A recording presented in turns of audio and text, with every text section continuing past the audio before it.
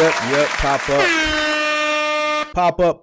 Pop up. I said I was going to do these pop-ups for all the newcomers in the building that say, man, Mark, you don't answer my questions, man. I ask my questions, but you be doing your presentation and you never scroll back up to the top. I know I'll be in and out now, so a lot of them questions that I be getting at the beginning and during the presentation I don't get to. So pop-up lives, I actually was going to do it earlier today at like 1, 2 o'clock, but I figured people would probably be at work, so I said I'll do it later on tonight.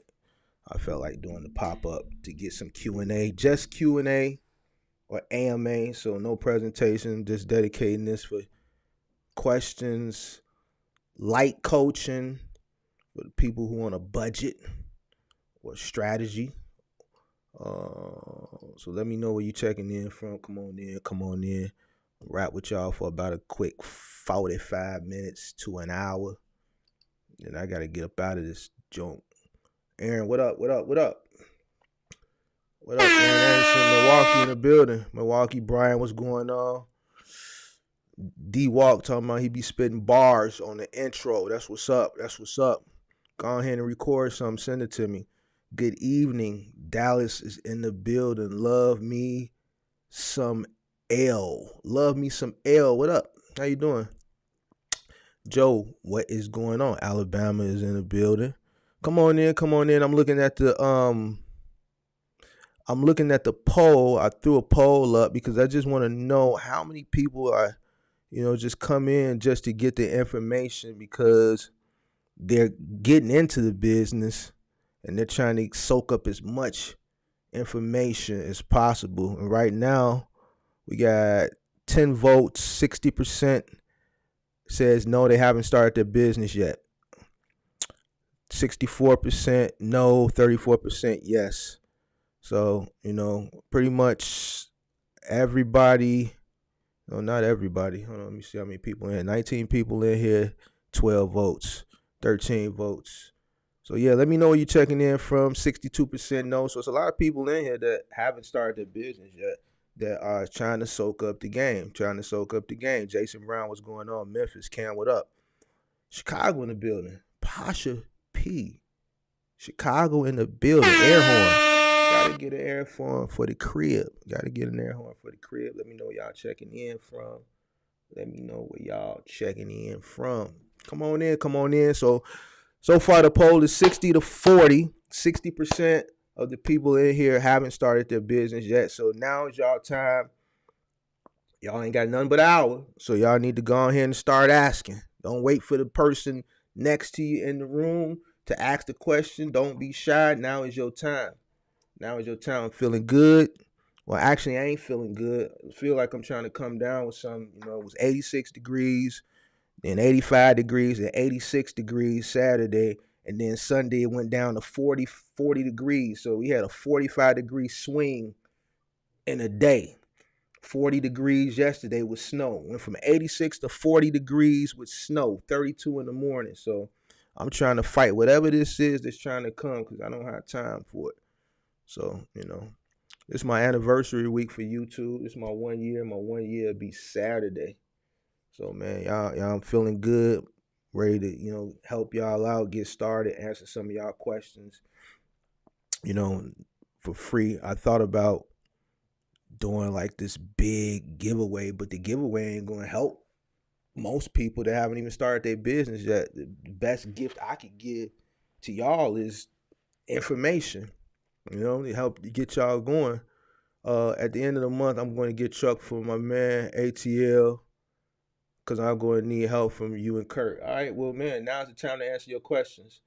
Because when I be on my live, I be going with my little presentation. So sometimes I don't get a chance to answer everybody's question. We got 53% says no, 47% says yes.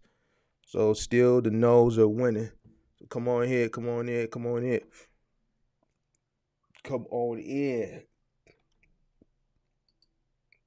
Love me some L says congratulations on the year. I appreciate that.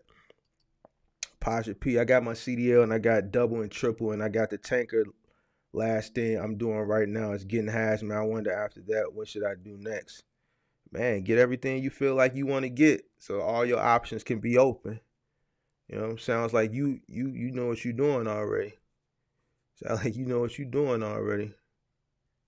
Uh, Knowing what you know now, if you were to start in the business today, would you start with a rental, cash for use, or finance, and new or used? If knowing what I know, if I were to start today, I would start with a van. Me personally, I would start with a van.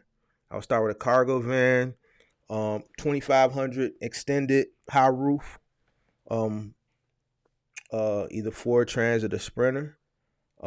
I would start with small parcel, um, and then I would supplement that, with gig work.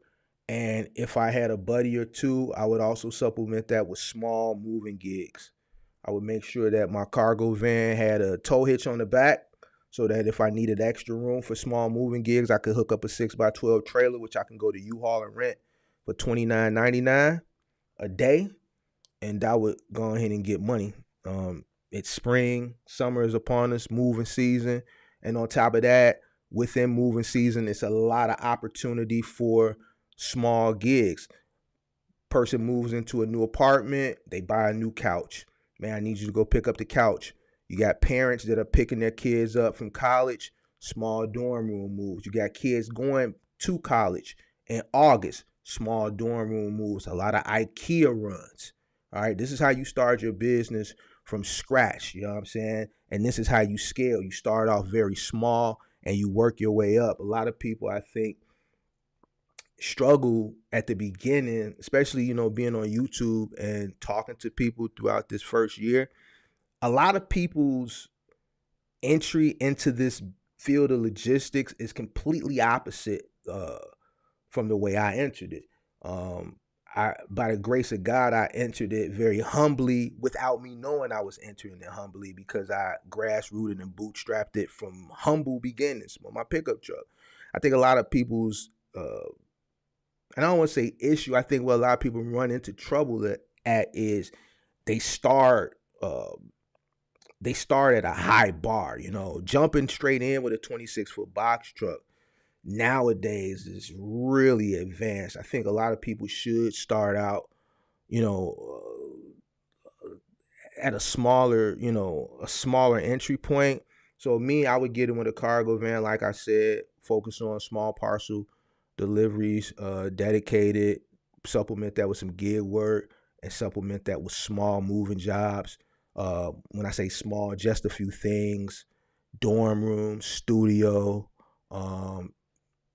Get a 2500 extended length high roof. You can probably do up to a small 1 bedroom move. That's how I would get started. That's how I would get started.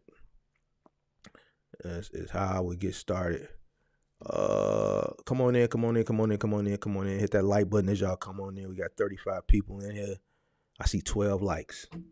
Come on now. Best thing you could do is hit the like button. All right. Mark Brown said, congratulations on your anniversary, my brother. Appreciate that. Just reinstated my DOT, MC, and UCR. Next step is insurance. I'm stuck because I want to go you want to go on Coop. I did my research. Coop has insurance where you have a choice of choosing what way to go. You want to rent a truck on Coop? I'm stuck because I want to go to Coop rental where I did my research. Coop has insurance where you have a choice of choosing what way to go. As far as Coop is concerned, I can't really, give you insight on it because Coop wasn't around when I was renting trucks. So I really don't know, the pros and the cons of that actual platform from the renter side, from the rentee side, I should say, from the person or business that rents out their trucks, outside of the fact that you need a DMB, which most people complain about for whatever reason. I don't know. I haven't heard anything bad, but from the person who's renting a vehicle off that platform, I haven't talked to anyone that has to, know the experience. But if you find someone that's giving you a good rate, probably unlimited miles, which I've heard some people are offering on there, then if that's your best bet, best bang for your buck, in comparison to whatever else is out there that you're getting quotes from, then it is what it is. Mark, I got $25,000. Would you recommend new or used cargo van? If used, what mileage? Let me tell you about cargo vans.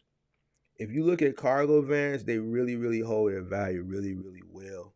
Um, Damn near to the point that if you look at a used cargo van and you look at a new cargo van for that same spec, right? The price point ain't going to be really too far off. I purchased a van a while ago, and I was looking for a van. I told this story before, and I was looking for a used van, but then when I started looking at the new vans, the used van was 23,000 with 175,000 miles, and it was 6-7 years old, and the new van was 28,000.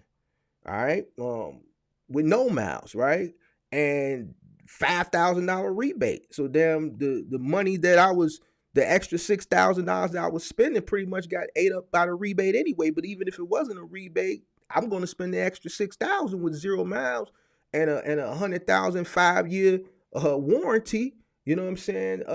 Versus the spending 23,000 on 175,000 miles. That's 6-7 years old. So what I would do is I would shop around. I would shop around, look at whatever van you're looking at, shop around and look at the prices for that, and then compare it to that same spec of van, that same van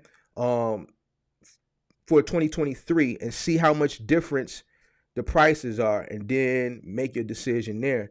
If there's rebates, if it's like a $10,000 price difference from, let's say you want to get a 25, let's say a Ford T250 high roof extended length, and it's like a $10,000 price difference from a new one to what they average in used, me personally, I would just get a new one. That's what I would do personally. Yeah, 25,000. Would you recommend? Yeah, so that's how I would shop for the van. Vans hold their value really, really, really, really, really well. Would it be vans and pickup trucks? Vans and pickup trucks hold their value well. Would it be wise to start aging authority by utilizing cargo van as well to prepare to scale later? So if you get your authority and you running, whether you start with a cargo van or a box truck, once you start it and you start, working it, it's aging itself over time anyway. So, whether you started with a cargo van or whether you start with a box truck, when you started and you start making money, you start running, it's aging.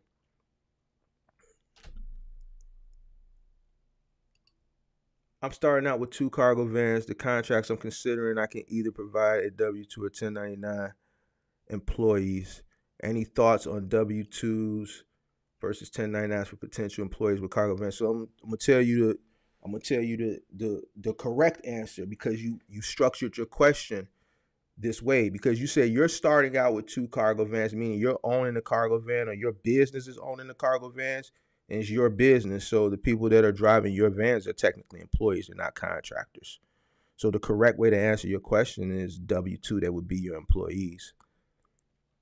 They would be your employees. I'm not going to tell you, workarounds and stuff like that, because I'm not going to give people, novice information that could ultimately get them in trouble. So the correct way to run it, based off what you're telling me, you're starting a business, you're going to start with 2 cargo vans, which they're going to be your vans, your company's vans, and the people that you bring on are going to be driving your vans. So technically they're employees. So you have to W-2 them. Devontae Smalls, what's going on? What's going on, Brody?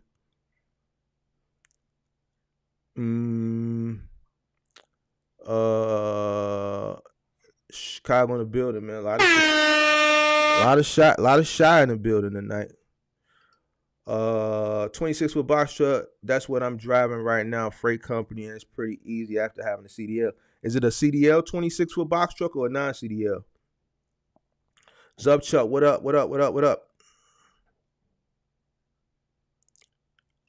Are there any good carriers in Texas I could lease on to cargo vans? If you want to do, parcel stuff, cargo vans, or you trying to do OTR? I'm assuming you want to do small parcel. But either way, let me know. What's the best way to get dedicated routes contracts with cargo vans? Logistics companies, 3PLs, third-party logistics companies. So the ones I always talk about, T-Force, right? They have Office Depot, they have Granger, and they have a bunch of retail uh, contracts from anywhere from Zara, StockX to American Eagle, Capstone, some markets Riverstone, but Capstone has Staples. They also have a postal service contract that's starting, or maybe it has started already, where you're doing delivery of sacks, big sacks of e-commerce stuff, freight to the post office. And then they also have Staples as well. Waco, which is Staples in some markets, and then you also have medical supply, um, which is anywhere from delivering um,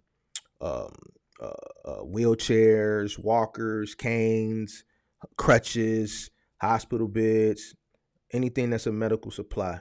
So those are pretty much your options for dedicated work for a cargo van. Atlanta in the building. Shout out to everybody that's watching on Facebook.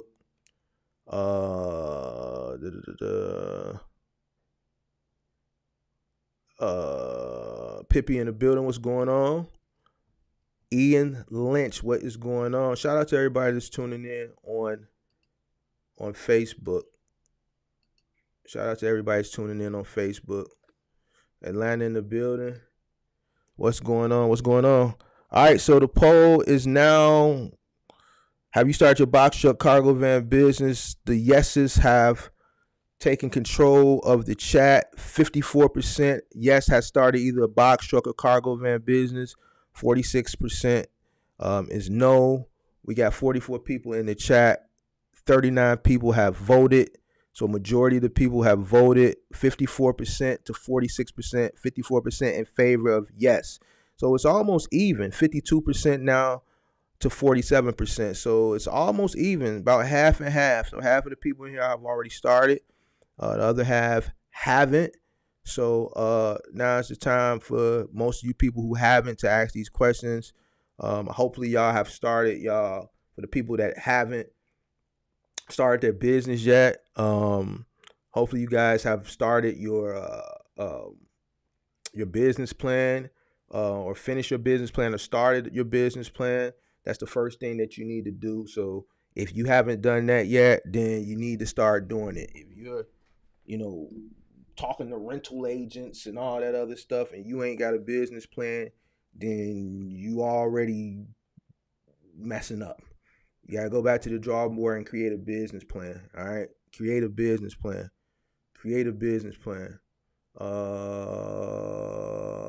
Low key 305 MI Yayo is in the building. Shout out to everybody that's in here from MI Yayo. Born to Strive, Martin Mentor, thanks for the content. Congrats on your 1 year. ATL in the building. What's going on, everybody down there in Atlanta? Everybody down there in Atlanta, what it is. One more question. Should I start leased on, or should I get 3 good contracts for local work? I'm in Texas. If you got your own van, you can go get a contract easy dedicated. I just gave you 3 or 4 good companies to work with. And I would just do my own thing. You know what I'm saying? You got your van, you can do your own thing. You're in Texas. I don't know what part of Texas you're in, but if you're one of the main cities, Houston, Dallas, San Antonio, Austin, especially if you're in the Houston area or the Dallas area, it's plenty of work. You can just go get one of them companies and get to it. So I would get out there on my own. Now, as far as getting 3 good contracts, I don't know. If you're starting with 1 van, you're not going to be able to run 3 contracts. One is going to be pretty much, one contract per van. You're not going to really have time to run 3 separate dedicated routes for 1 van. So if you got 1 van, you need to shop around, meet with the ones that are in your market that I named, see which one best fits you, which one, suits your fancy or whatever, and then go with that one because it's going to be dedicated. So, Brian Turner, what's going on? I've seen a lot of your material regarding last mile, wondering how old does your authority need to be to on board with the companies you mentioned. So with Final Mile, pretty much most of the Final Mile companies, you don't really have to meet a certain threshold minimum of how long your authority has to be aged. RXO, I believe 30 days. I think UST, I think it's 30 days, but for the most part, most of the other ones you can just run. There's no minimum threshold that you have to meet.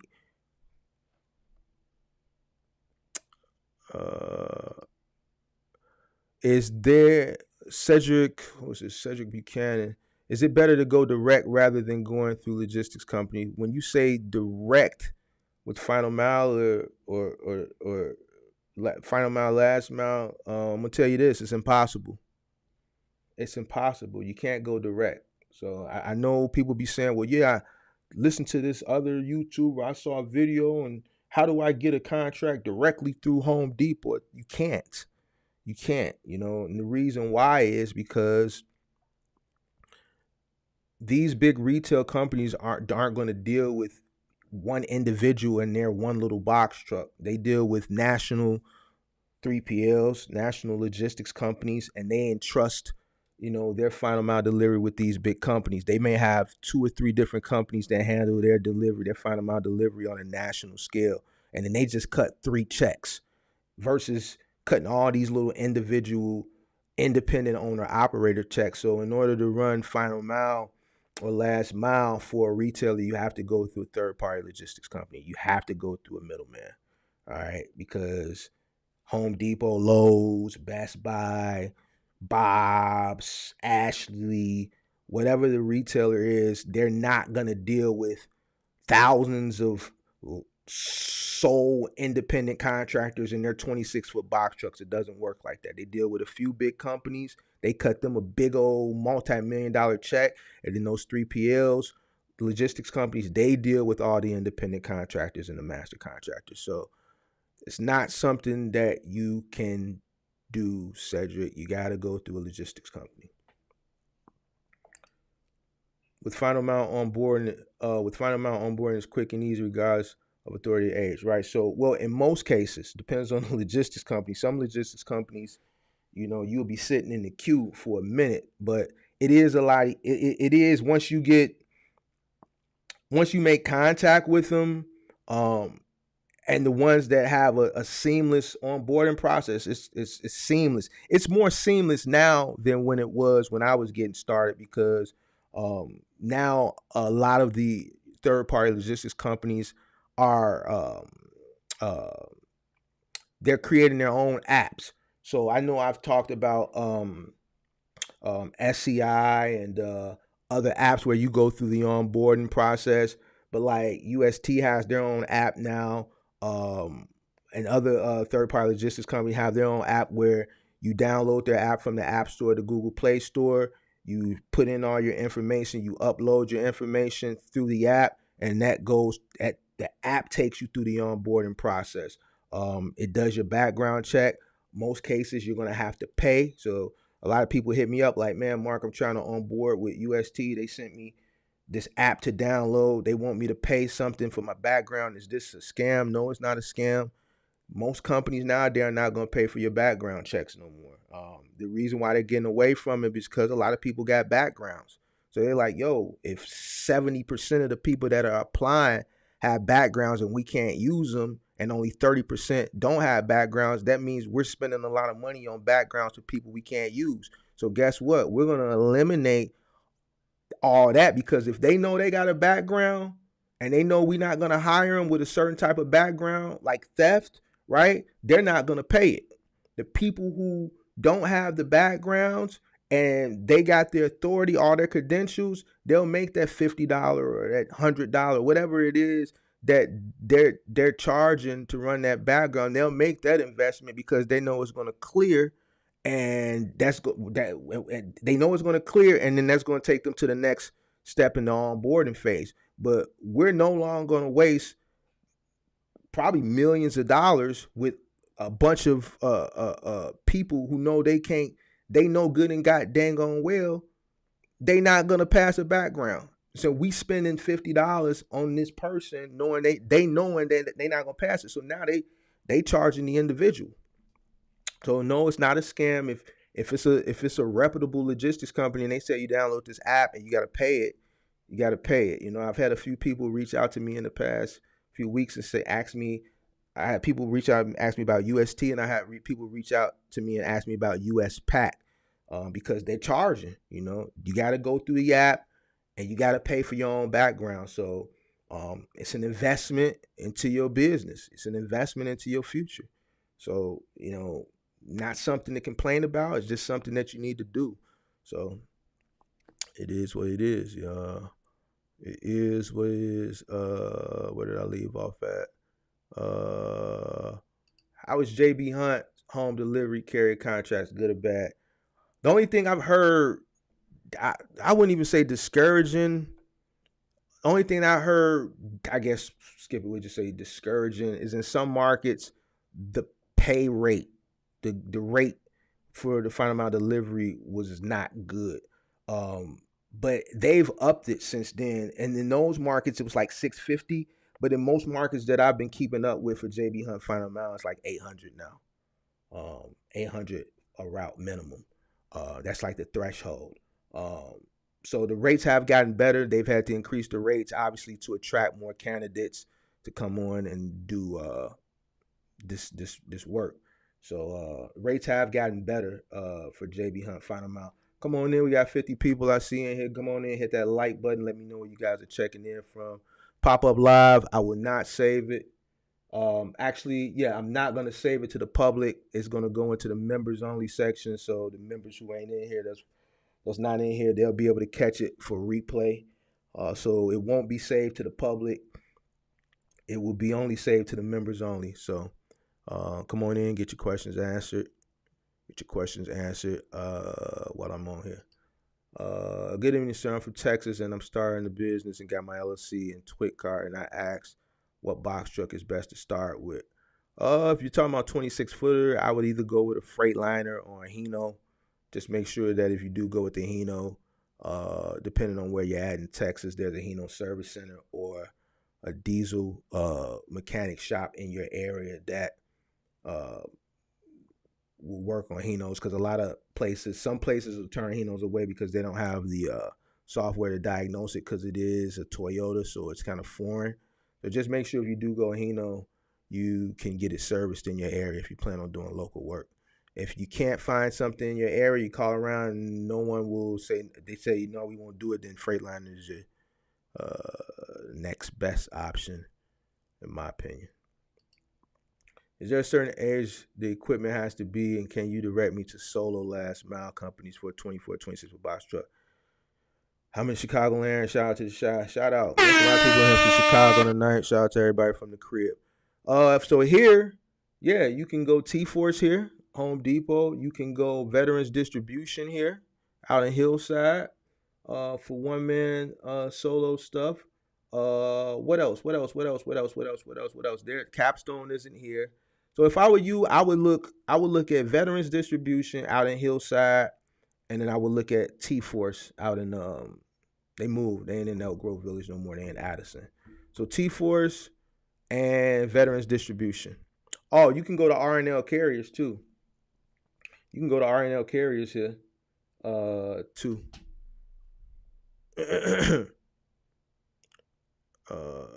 Is it best to start with logistics companies? It depends on what you're trying to do. You gotta be a little bit more structured with the question. Structure your question a little bit better so I can know exactly what you're trying to do. What time is it? I came on at 8:15. We'll go to 9:15, so about 30 more minutes. What's the difference between Forward Air Final Mile and Forward Air Pickup and Delivery? Are they both owner operator opportunities? For you, you got to apply with Forward Final Mile. That's where you would apply.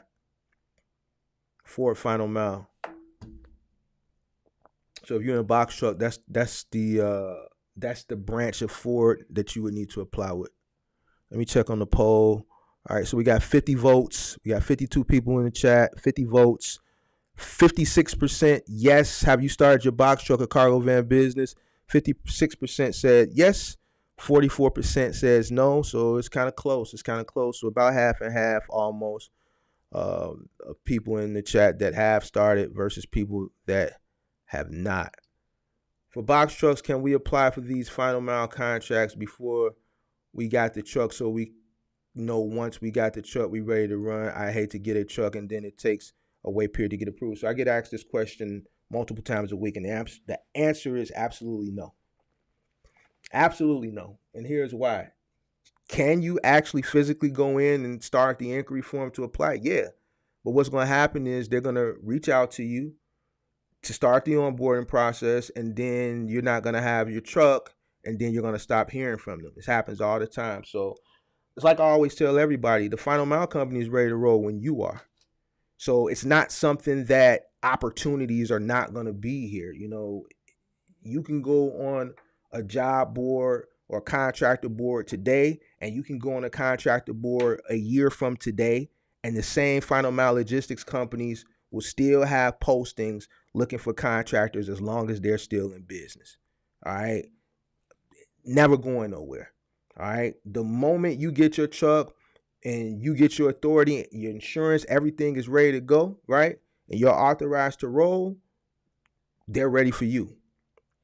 They're not going to give you a contract without authority. They're not going to give you a contract without insurance. They can't.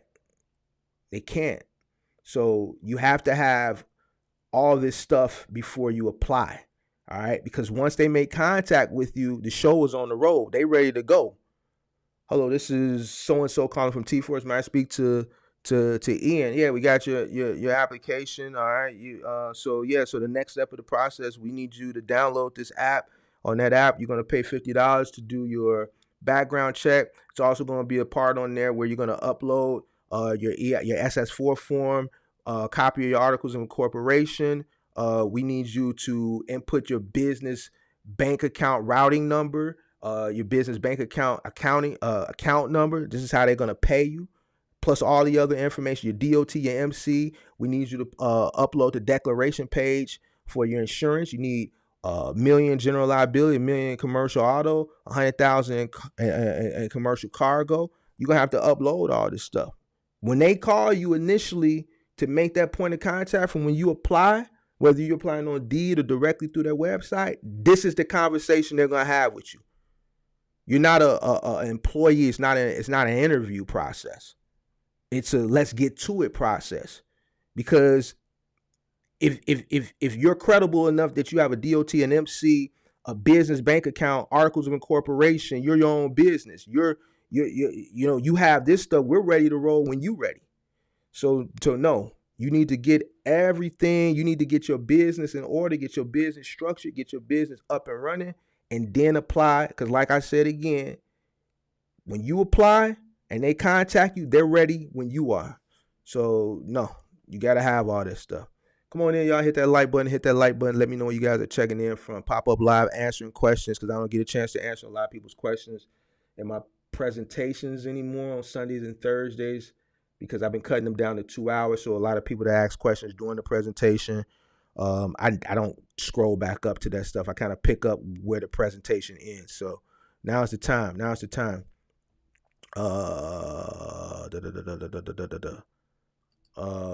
Middle mile or final mile, what option would you say is best for new authorities? That's completely up to you. Everybody know how I made my bones. So obviously there's a near and dear place in my heart for final mile. So, I'm going to always say that. That's where I made my bones at. But that you have to answer that question. It all depends on what you're willing to do or what you're not willing to do. You know what I'm saying? So if you want to do final mile and you got people to help you, you got a helper or two to help you get started, and you're willing to, run appliances and furniture and things like that, and you feel like you're skillful enough to maneuver this type of stuff into people's homes without damaging anything, and you want to make $250,000 a year gross out of each truck, then big and bulky final mile is the way to go. If you're not the person who feels like, you know what, that $250,000 sound good, but I ain't finna be lifting nothing. I'm cool with 150,000. Then you could do curbside final mile where you're getting 15 pallets of freight on your 26-foot box truck, and you're just delivering palletized freight, B2C or B2B. You're not having to go in a home, you're not having to maneuver anything. Everything is palletized. You're just using your lift gate and your pallet jack. If you don't even want to use your pallet jack or your lift gate, and you want to hit the open road, and you just want to be out in the world and just drive from state to state, and and do that, then middle mile is probably your best bet. So what I recommend you do is create a business plan, educate yourself on all the avenues that you can venture off into with your box truck. Study your market. If you're thinking about doing final mile in any aspect, small parcel, curbside, big and bulky, do a market analysis, figure out if your market is a low density market or a high density market. If you don't know what I'm talking about, go watch one of my lives where I talk about all this stuff. Create your business plan, understand your market, and then go from there. So you got to study all the lanes to see which fits best for you. You may be 22 and no family, no wife, no kids, still at the crib, and only bill you got is a cell phone bill. So you might be like, you know what, I'm gonna hit the road for a year, I'm gonna run this bag up, and then I'm gonna figure it out from there. That may be the best option. Or you may be like, I got a newborn, and I just got married, and I need to be here to raise my child, or I got to get my kids to school. So OTR may not be the option for me. And then again, I ain't trying to lift nothing. So maybe this curbside thing Mark talking about may be the best option. So that question you got to answer yourself. And the best way you're going to be able to answer that is by creating a business plan and studying all the avenues that you can enter into in a box truck, and use the process of elimination, right? And using the process of elimination will ultimately lead you into the lane that will best suit you in your box truck. Come on in, hit that like button. Let me check the poll. We got 55 in the chat, 46 likes. We got 55%. 58 votes, 53 people in here. 55% says yes, they've started their box truck and cargo van business. 45% no. So not too far off. Almost half and half. So let me see where I left off. Middle mile, final mile.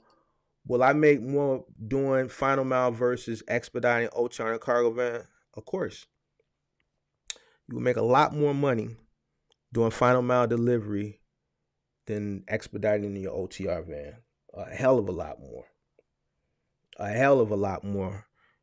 Whether you're doing curbside, and you make even a hell of a lot more if you're doing big and bulky.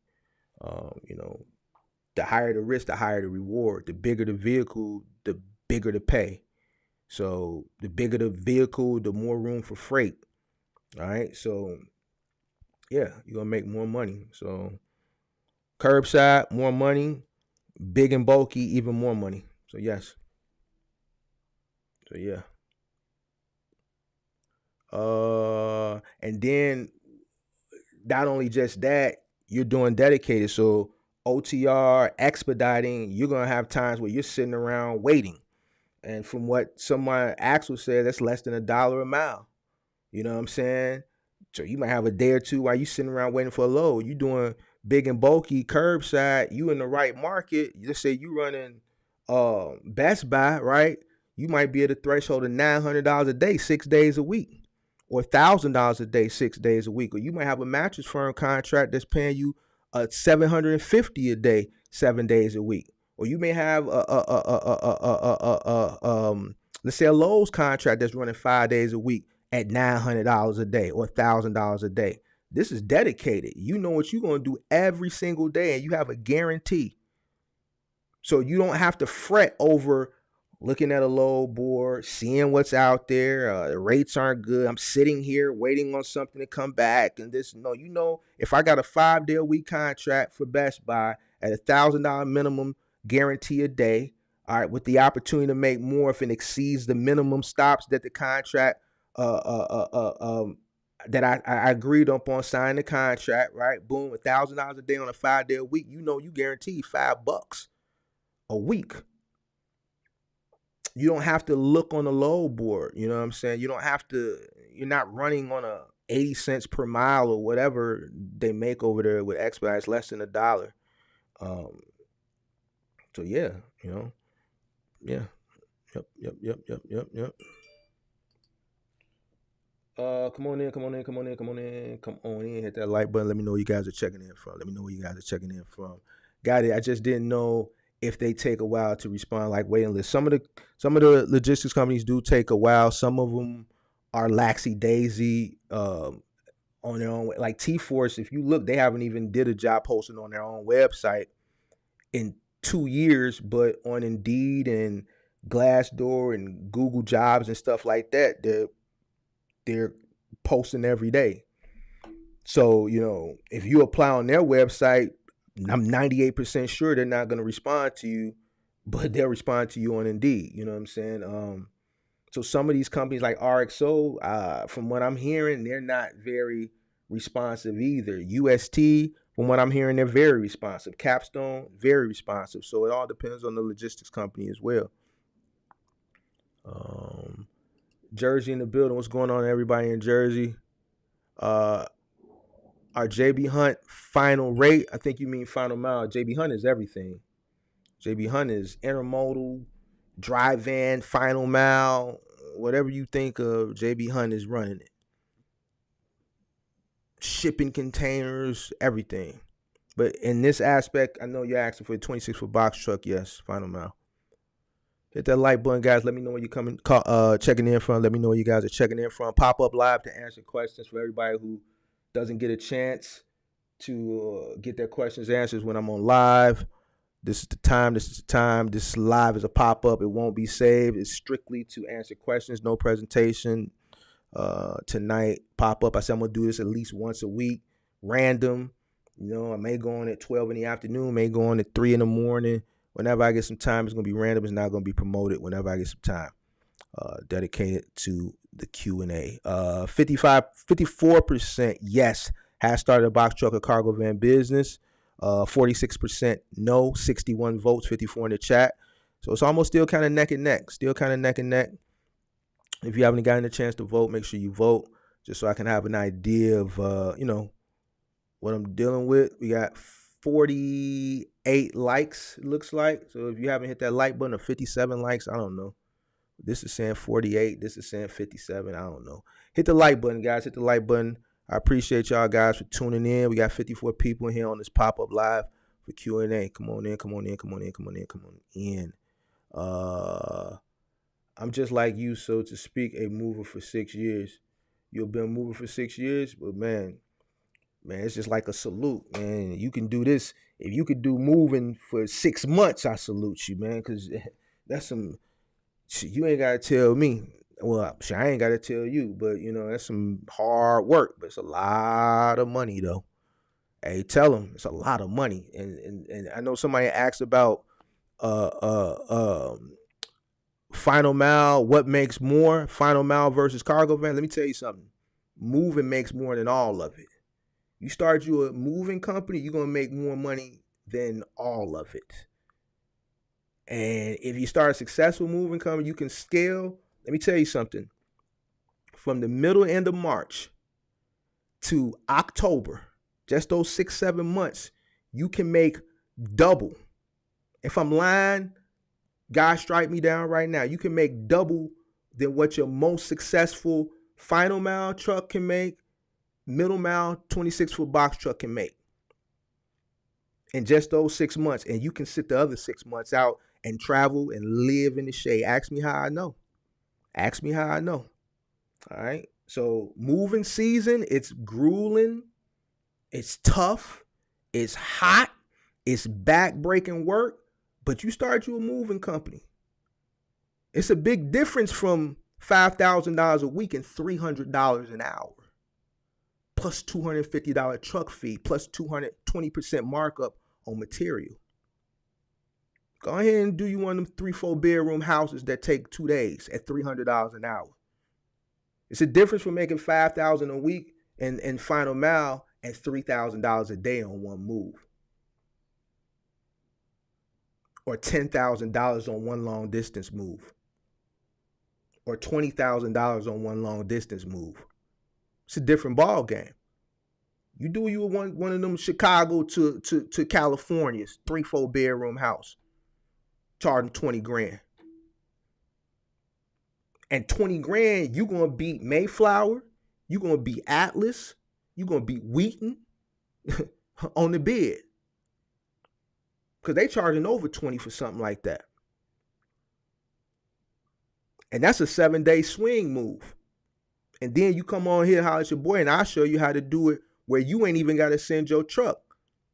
I'll show you how to start the moving company for the long distance move where, boom, you handle all the stuff, point A. If it's moving out of your home market, we set it up where you move it out of your home market, you load it up, you just send your driver, you cut costs there, boom. You have an affiliate moving company out in the other market so you can beat everybody else's bid. You contract them, subcontract them out, that once your driver gets to that market, you subcontract out them to just do the labor only for the unload. You have your driver supervise them.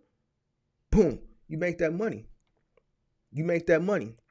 I can show you how to get it. But yeah, the moving business is gonna make you more money than all this stuff, but just a lot of people don't want to do it. And I don't, I can't really say I blame it. You can ask my back. You can ask my back. You can ask my hips. You know what I'm saying? You can ask my knee.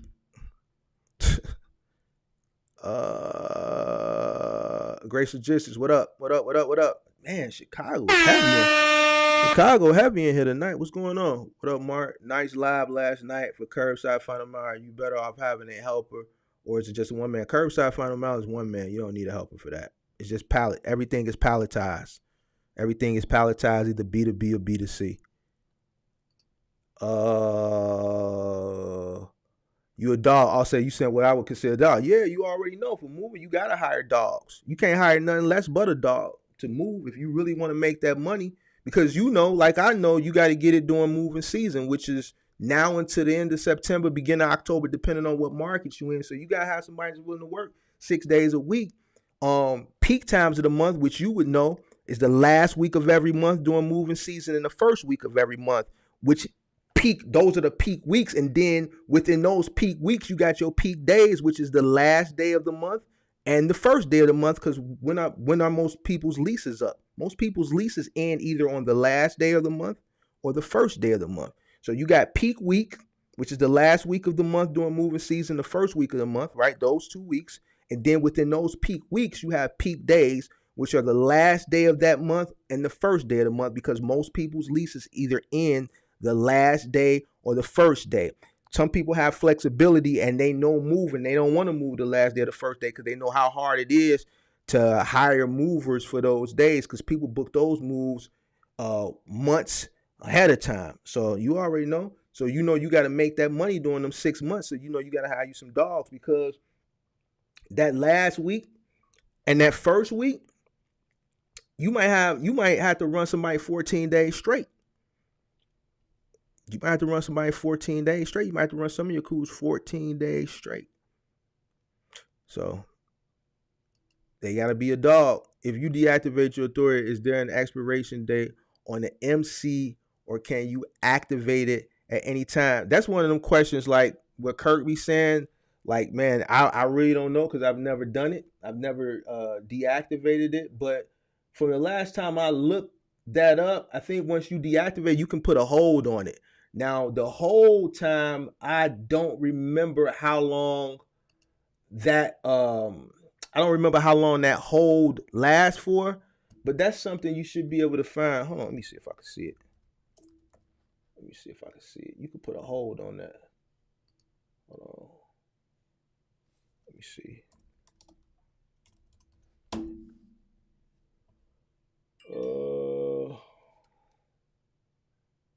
Give me 1 second.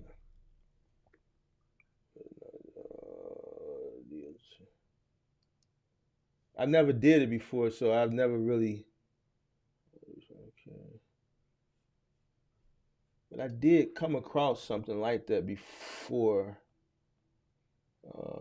I would have to look into that, Joseph. I would have to look into that because I've never done that before, so I've never really inquired on what to do. But I'm gonna look into that, and then I'll get back to you. I should have the answer for you by the next live.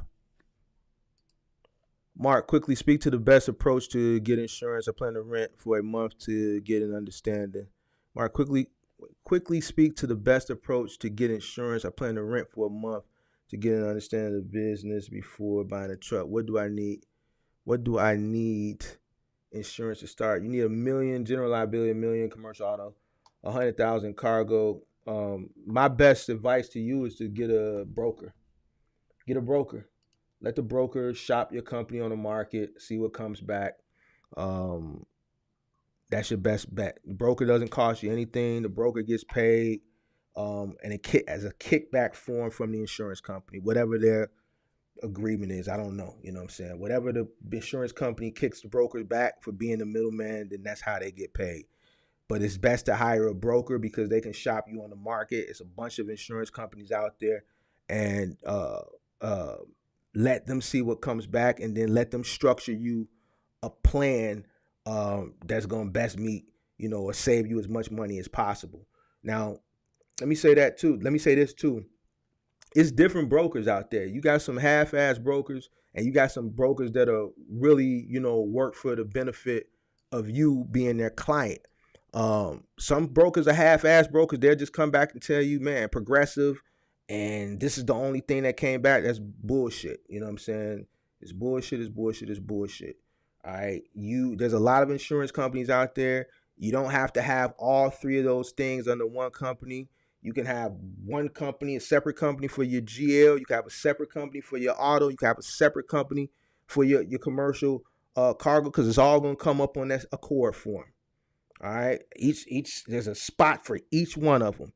And each one of those spots, there's going to be a spot for the policy number. It's going to be a spot for the start date. It's going to be a spot for the expiration date. And if you get anything else like workers' comp, it's going to go in the additional remarks box.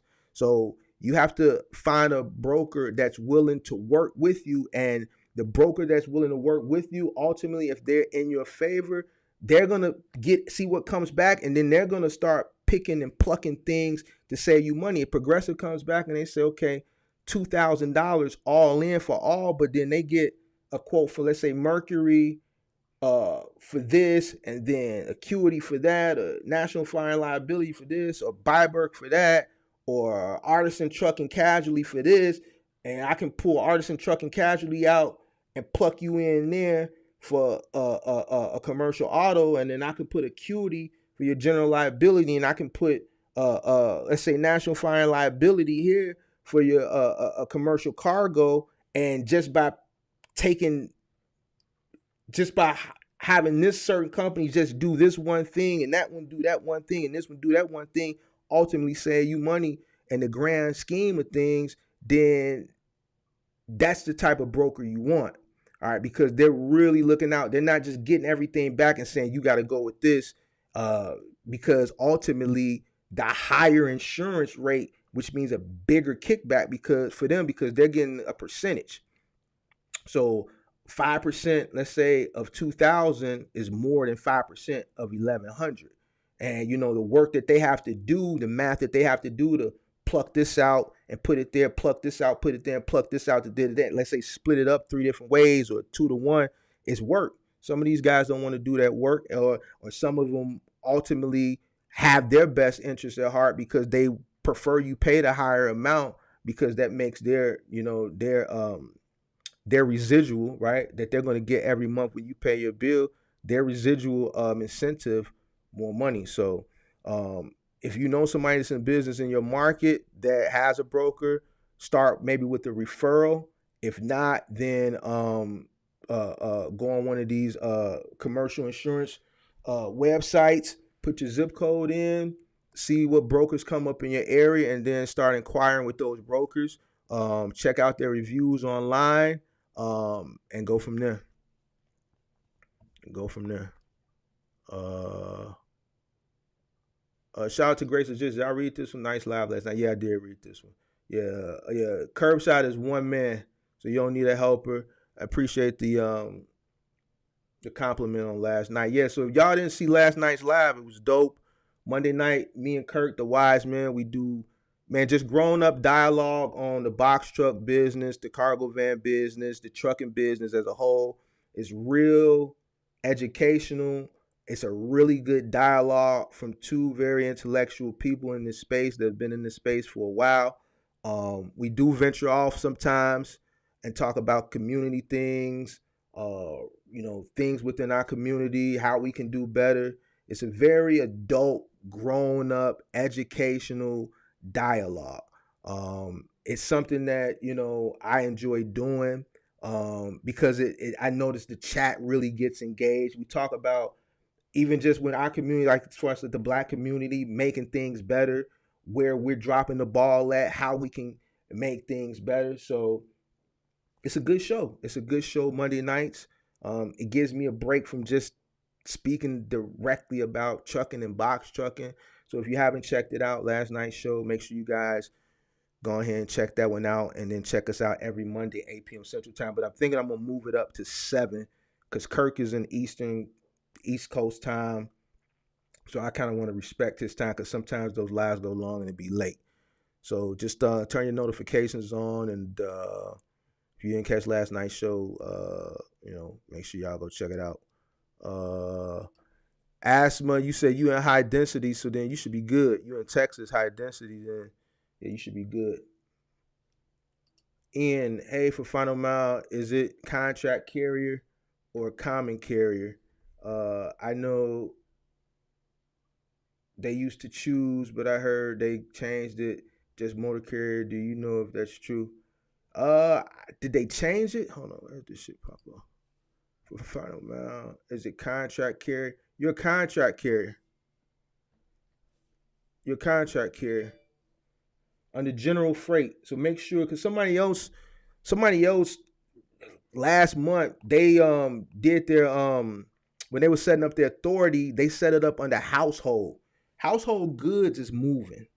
So just because you're moving freight that goes into the home doesn't mean it's household goods.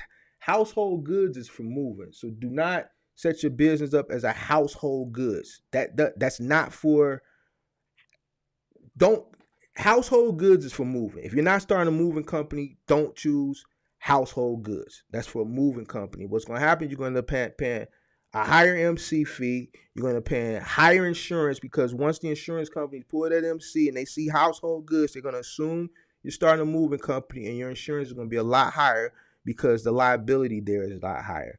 All right, so you're just going to select general freight. All right, general freight. That's it. That's it. Don't make it more complicated than what it is. All right.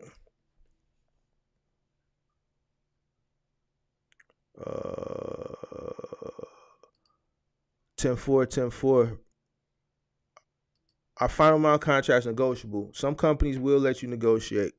Some companies going to be firm. RXO can be very, very firm.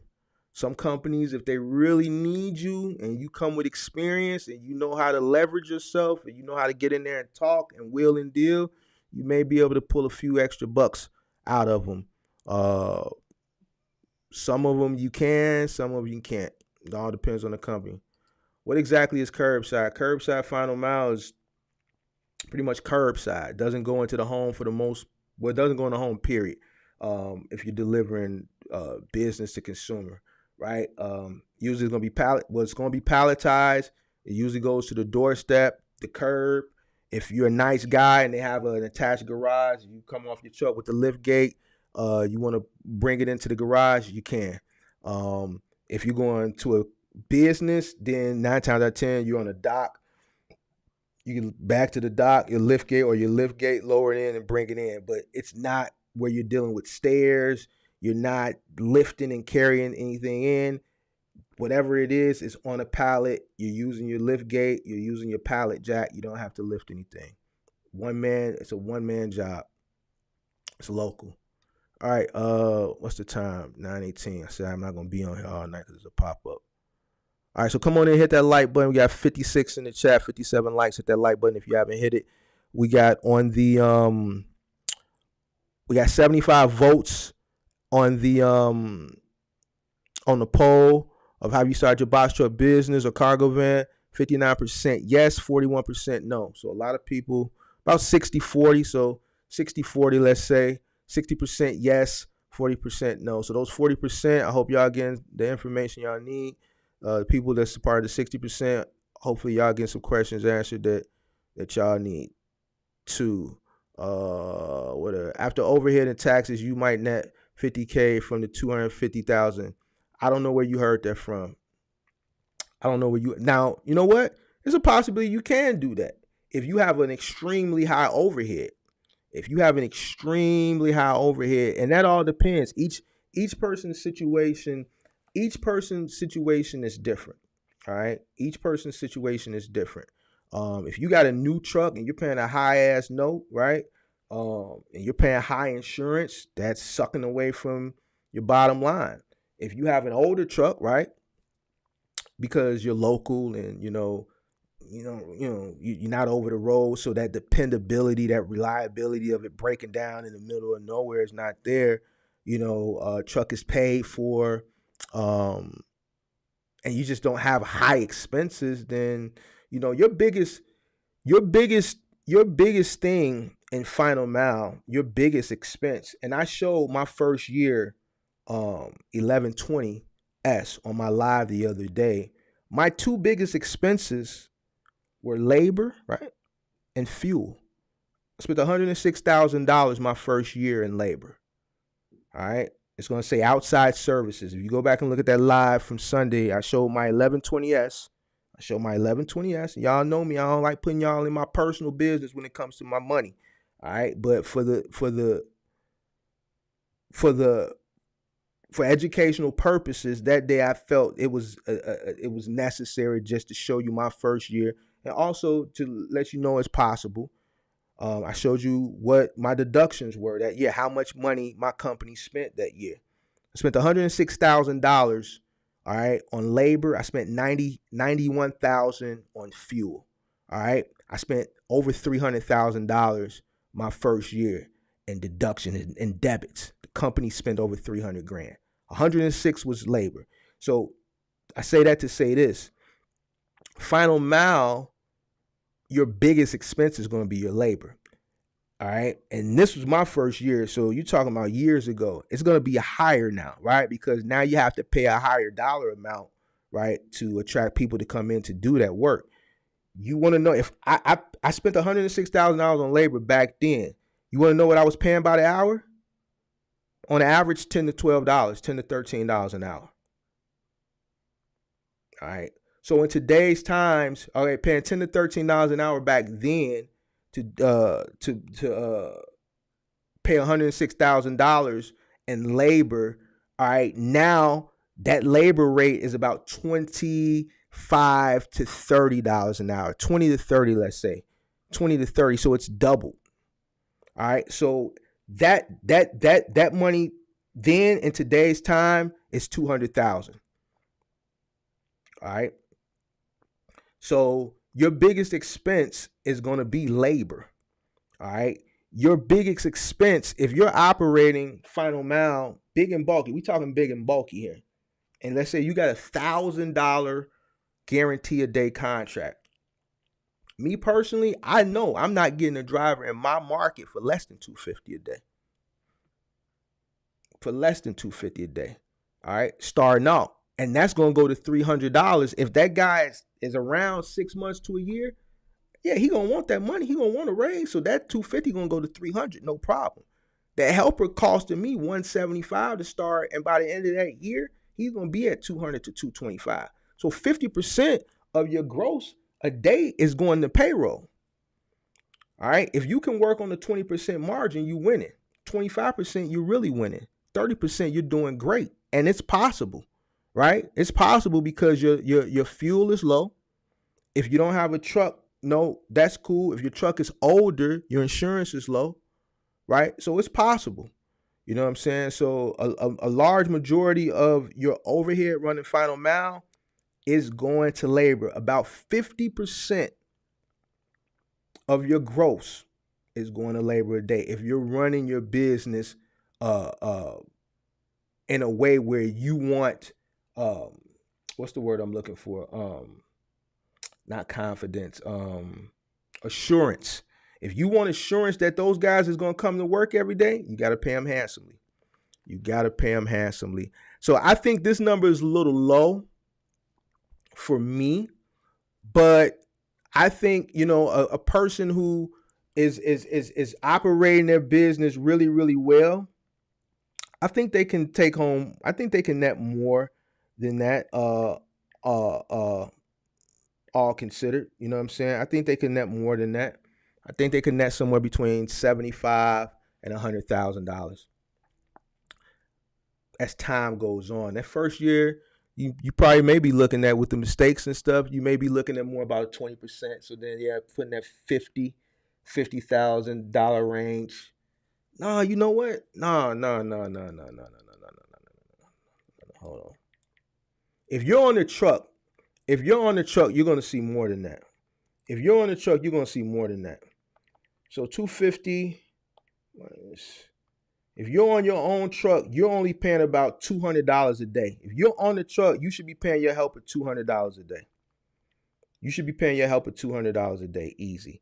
I talked to a guy who was paying his helper $100 a day. I don't know, he may be in here. If you're on the truck, you can't gyp your helper. You got to pay your helper. That's going to give you the assurance that he's going to come to work every day.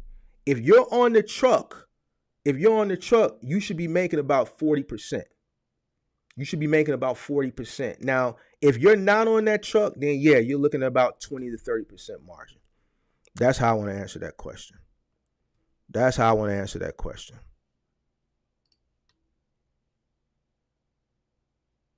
You said, oh yeah, I remember you saying stretch the deductions. Beware the fake DOT compliance scam. They almost got me. Yeah, they almost got me too. They actually sent me a letter. I actually posted that letter they sent me a few months ago. They sent me another one too. And you know what? They sent that first one at the end of the year. And I had never seen that before. And I read it. But then when I pulled it out, when somebody asked me on the live about it, I'm like, damn, I got one of them letters too. And I went and got it on the live. And when I actually read it all the way down, and I read the fine print at the bottom. So that letter he talking about, if you got one of them letters, look all the way down at the bottom. You're going to see the fine print. And it's going to say, we're not affiliated with the DOT. It's a scam. Don't pay them. Don't give them nothing. It's a scam. So shout out to you, because I did get another. I got another letter like a few weeks ago. The same damn letter. So yeah, be careful. It's a company out there scamming people. Hello, Mr. Mark. Thank you for all the knowledge. Appreciate you. Capstone onboarding was pretty simple. I'll keep Jordan. You didn't tell me you got on with Capstone. Yeah, that's it, Donald. That's what mine said. Actually, I got the other letter. It's around here somewhere. Would U-Haul be good for curbside? No. U-Haul is a household goods rental. So if you rent a van or a truck through U-Haul, you're paying over $1 or over a mile, depending on your market.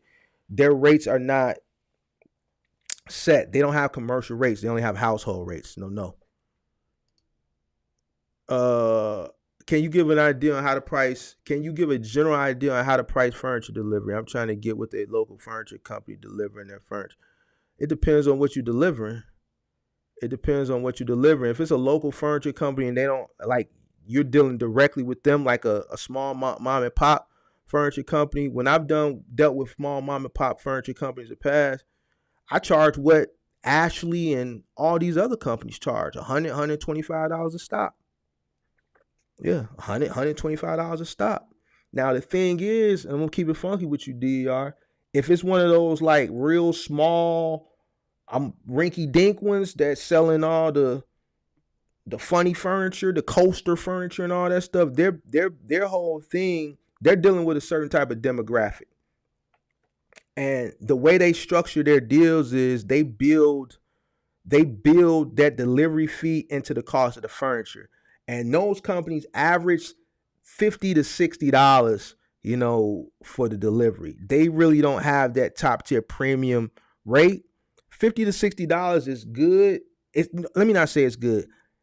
It's okay, I guess, depending on your market and how much volume, how many stops they giving you a day. If they giving you 10 stops and, if they give you 10 stops in a dense route, let's say at $60, 10 stops, that's $600 a day. That may be good for you in your market. And that depends, like how I was answering his question, that also depends on if you're going to be on the truck or not. If you're going to be on the truck, then yeah, that's good. Once you pay your helper $150, $200, you got $400 to work with. You add another, I don't know if your truck is paid for or not, but if your truck is or isn't paid for, you're still walking away with somewhere from $200 to maybe $350 a day.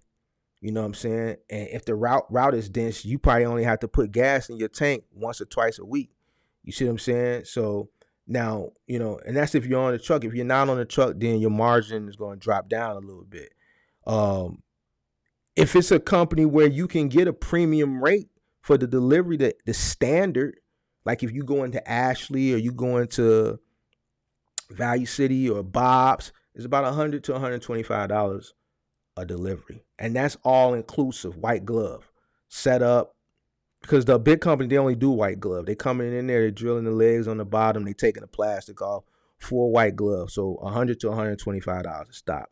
Now 10 stops, that's what's putting you at that $1,000 to $1,250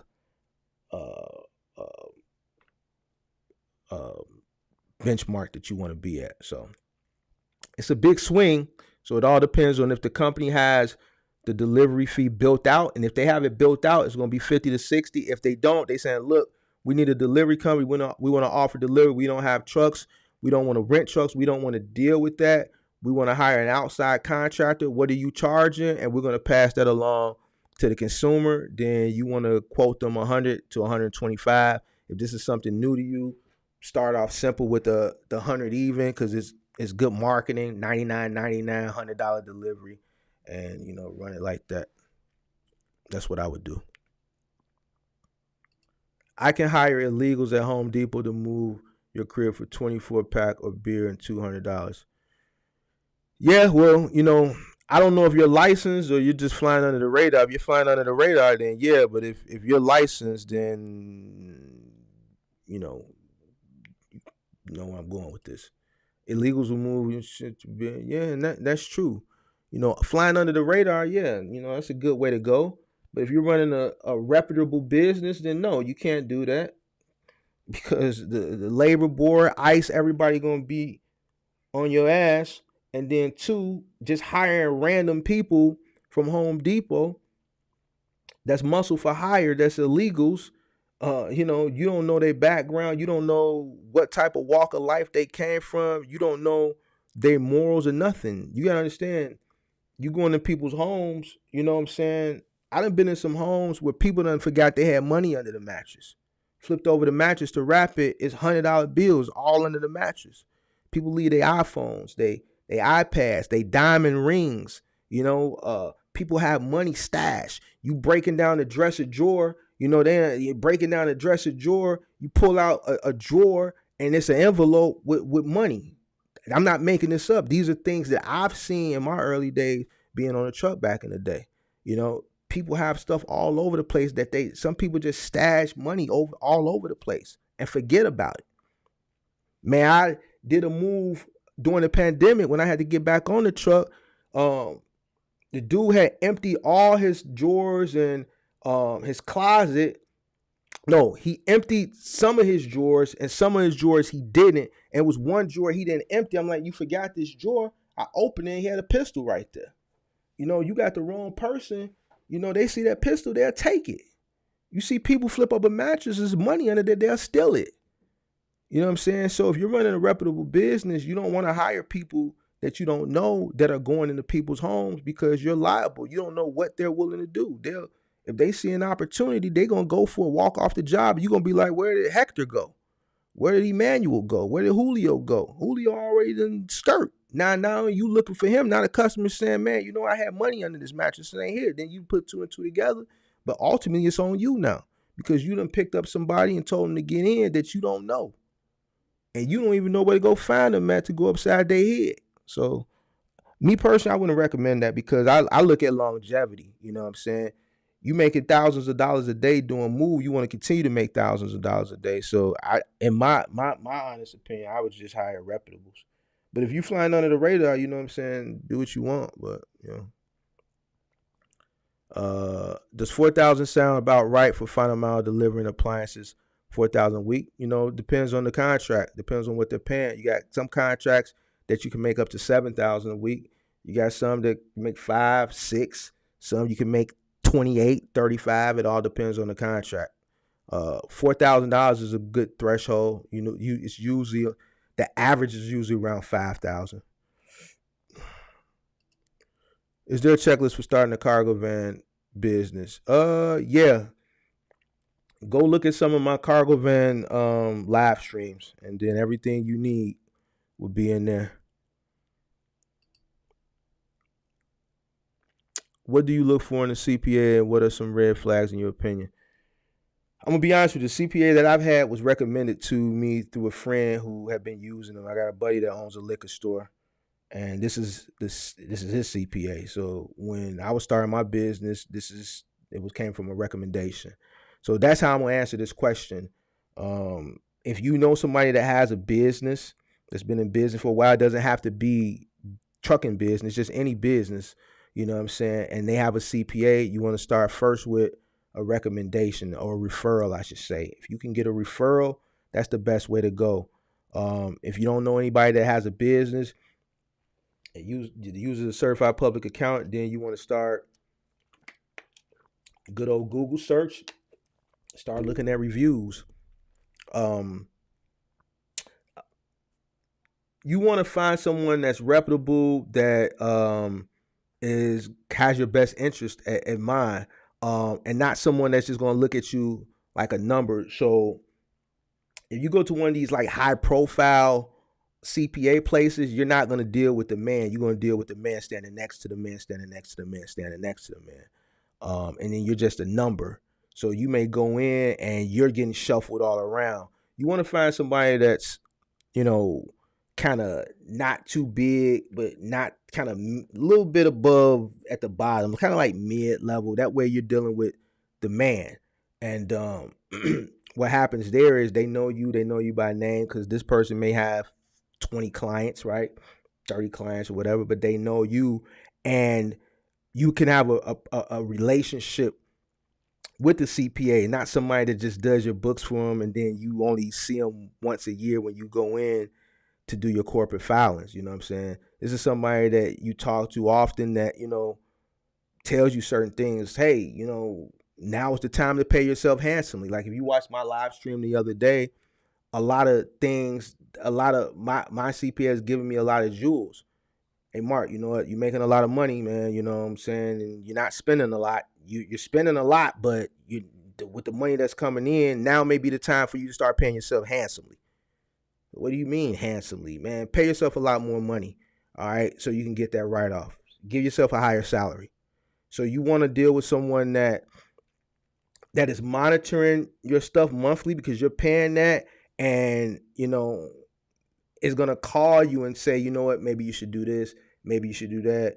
Hey, what I saw last time you came to the office, you were driving this. You plan on buying a car soon? You know what? Yeah, I'm thinking about purchasing one now. Well, why don't you lease it under the business and utilize that as a write-off, because then we can write this off, we can write that off. The company will pay for this, What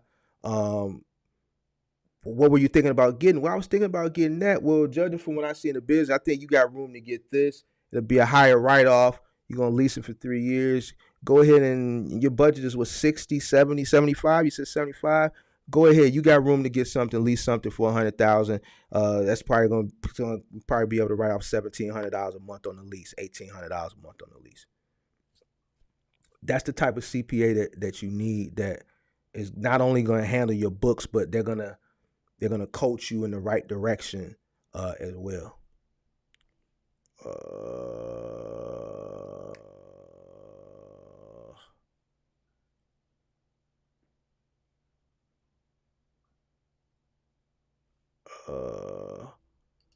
Good evening, Mark. I try to get BOC 3 from the process agent Texas, state specific coverage for one state. I believe this should be around $50. So that ranges. When I did mine, I paid 100 and something.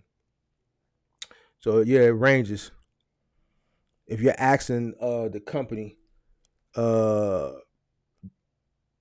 state specific coverage for 175 state, I believe this should be around $50. Yeah, so it ranges depending on who you go with. 20% is a permanent resident. Insurance is the biggest expense. Insurance ain't been my biggest expense. Ain't been my biggest expense. So I don't know. You know, payroll has always been my biggest expense. Payroll number one, fuel number two. So if you're an independent owner operator solely with your one truck, and let's say you don't have a big truck note and you got high insurance, then yeah, but when you're operating at scale, insurance shouldn't be your biggest expense. Payroll should be. Payroll has always been my biggest expense. Payroll and fuel. Payroll one, fuel two. Not insurance.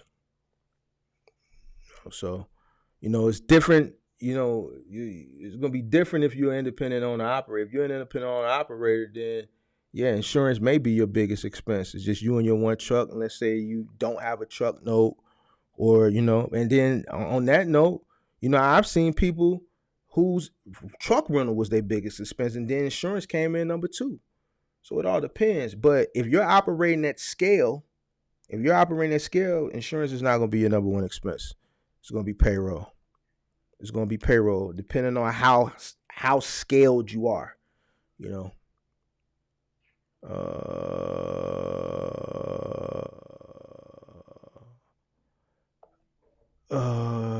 So should I go through the same companies? I got to get out of here. Come on, pop up. So would I go through those same companies you mentioned earlier in order to do Curbside? Yeah, so whatever videos I did for Curbside, that's who you go through. So who do I do recently? Let's look at the last recent ones. Then I gotta get out of here. We got 63 people in the chat. We got 66 likes. Good, hit that like button. We got 57%. Yes, they've started their cargo van or box truck business. 43% no. Let's see. Videos. Let me share this. Share screen. So, Curbside. You got T-Force I did a video on. I did a video on Capstone for Curbside. Capstone actually got a 16-foot, 14 to 16-foot curbside option, and they got a 24 and 26-foot curbside option. R&L Carriers, US Pack got a curbside option. TQL got a curbside option. There's a few companies that got curbside. There's a few companies that have curbside. So yeah, just look at the content and write down those 4 companies that I just named to get you started. Let me see. Where did I leave off at?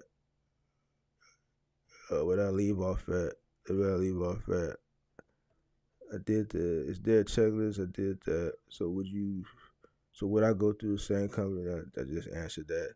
Flint, Michigan, the building. Al, what up?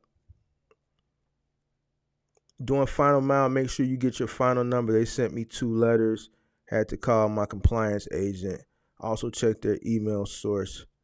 A little late, but I'm here. Bosses, Daniel, what up? This broker emailed me trying to sell a contract running 5 days a week at 175 miles for 500 and an additional miles, 40 cents a mile. Gotta have tools, furniture, dolly. What company was that?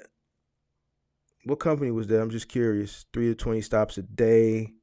2-man team. What company was that? Listen, $500 a day. No. Depending on your market, I would want to say $650 the minimum, but really I want to say $750. If you really want to make money and find a mile, you got to be at least at a minimum of $750. And I don't care if you own the truck or not. $750. $750 up to 10 stops, $750. Let's say up to 12 stops, $750.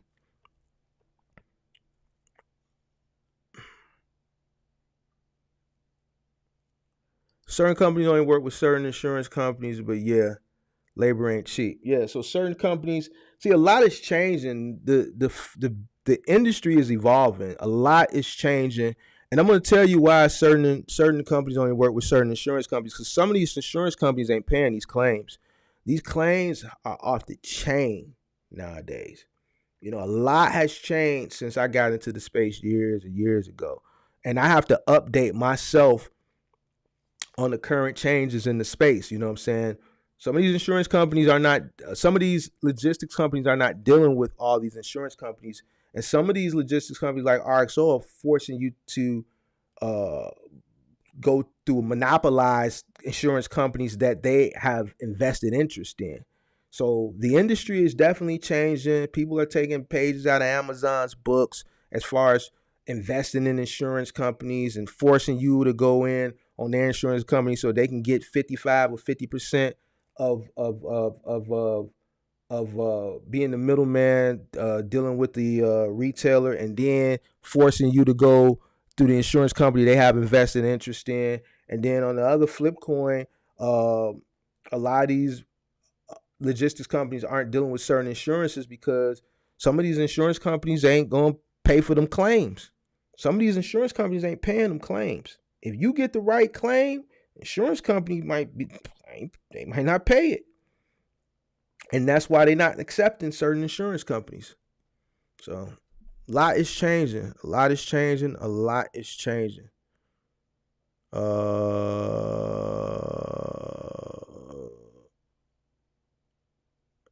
Pilot only wanted Progressive and one other expensive company. I know a lot of these companies ain't messing with some of these other companies no more because of the claims. Because of the claims. But I'm going to be honest with y'all. I'm going to tell you something. I've never had to use my general liability insurance ever. Ever. Have I had claims? Yeah. How did those claims get paid? Out of my pocket. Out of my pocket. I had one claim that we almost had to file for. It was for $55,000 because one of my drivers, goofball ass, he backed into a dock that had a low clearance. The clearance was 12. The truck was 13.2. And he backed into the overhang, the awning, let's say, and tore the whole thing down. And obviously, that building contacted the logistics company. The logistics company contacted the office, and the call was forwarded to me. I'll never forget that call. The asshole that called me, his name was Chris Alvarez. He was the branch manager for this logistics company. And he called me. They forced the call through because he was talking real nasty. He wasn't professional. He got on the phone with me. He was yelling at me and telling me what he was going to do and this. I'm like, man, listen, we're a business. We got insurance, but I don't appreciate your tone. This was one time I got outside my body. I'm going to admit, the projects came out of me that day. All right. It came out of me that day. I was 34 years old. I was on the verge of doing my first gross $1 million, right, that year.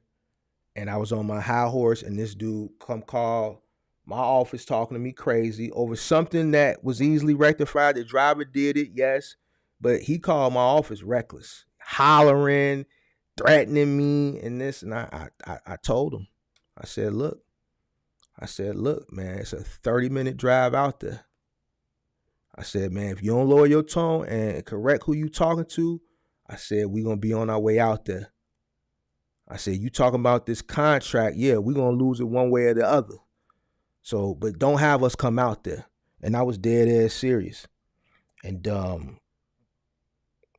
I got outside my body. Yeah, I was very unprofessional. He was unprofessional with me, and it made me be unprofessional, and I regret saying that. I regret threatening that guy. We ended up losing the contract. He ended up getting rid of us, but they was trying to get rid of me anyway. You know what I'm saying? So because we had too much leverage in there. But yeah, I got outside my body. Even though he talked crazy to me and was talking crazy, I shouldn't have did that to him. So yeah, just a quick story. Just a quick story. Anytime something come up and I can tell you a quick story, I put a quick story. I got a lot of stories to tell, and I can't remember all of them. But if something comes up to jog my memory, I tell a quick story. So that was a quick story. But um, yeah, yeah, yeah. Chris Alvarez. Chris Alvarez. I hope you don't. I hope you ain't in logistics no more, you asshole. Yeah. Let's see. Where did I leave off at? Pilot. It's been an opportunity if you own. Okay. It'd be a good opportunity if you own like 5 trucks and got dedicated bodies. What I leave off? Cargo matic up to pilot only one progressing one time. Nobody trying to lift shit. You ain't right. Ain't nobody trying to lift stuff. I say that all the time. You know what I'm saying? People was trying to lift stuff. Shit. I still be running a bunch of trucks. You know, ain't nobody trying to lift stuff no more. It's just not. It's not the same no more. So to counter what you was saying as far as hiring illegals, you know, my where I was good at getting people to work early in my day, I just got felons. It was easy to hire felons because there was no gig economy back then. You know, a felon got out at the joint, or let's say a felon had been out, person who had background had been out for a while, that was just down on his luck, that couldn't get a job. Everybody knew, send them to me. Send them to me. As long as they came in and they knew how to turn, they knew how to turn off. They weren't institutionalized. Listen, I didn't hire institutionalized people. If you were still institutionalized, let me stop. I'm lying. I hired one institutionalized person, and that's why I made the decision. Listen, I'm gonna hire people that need second chance of felons, but I'm not hiring somebody that was institutionalized, because the institutionalized people, you can't send them in people's homes. But it was easy for me early on to hire felons because there was no gig economy. There was no opportunities for these people to make money like they can make money now. So hard labor jobs was the only places felons had to go. And moving was one of those hard labor jobs that they could come to and make good money, and then make good tips and earn an honest a wage. But times have changed. Yeah, people don't want to lift stuff now. You got, outside of legal ways to make money, scamming is a big thing now, man. It's just so much money floating around now, and it's easier to make money now than it was 10, 11, 12, 13, 14, 15 years ago. So yeah, it's just a different day and age now.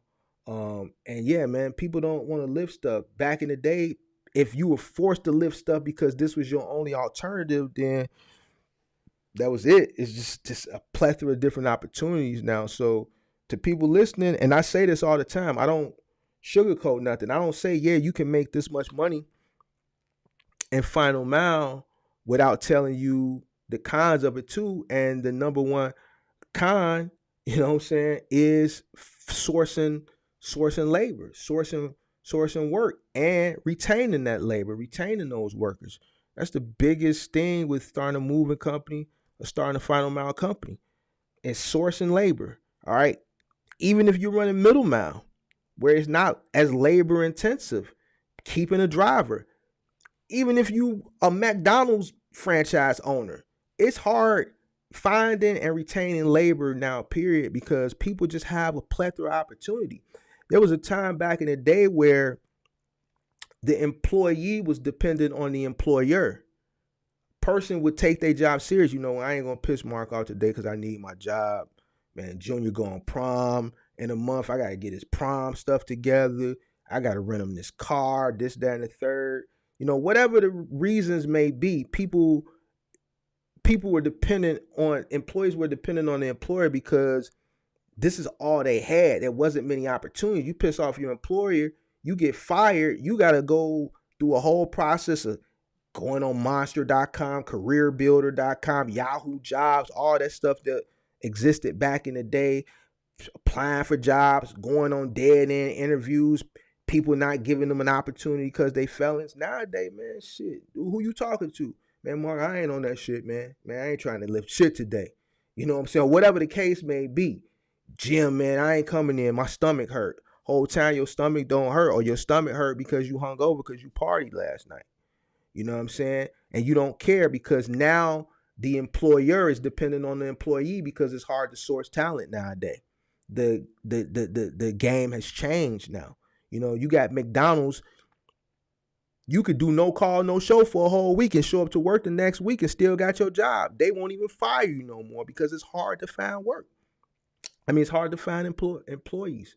So yeah, you know what I'm saying? Sourcing talent is going to be the hardest um, obstacle, I think, in any business that you start nowadays, but it's even harder for labor intensive jobs. That's why it's very important that if you do start a labor intensive business, you have to pay handsomely. So like DER earlier asked me, you know, you gotta charge premium rates now so that you can pay a premium fee for workers to attract workers and to retain them.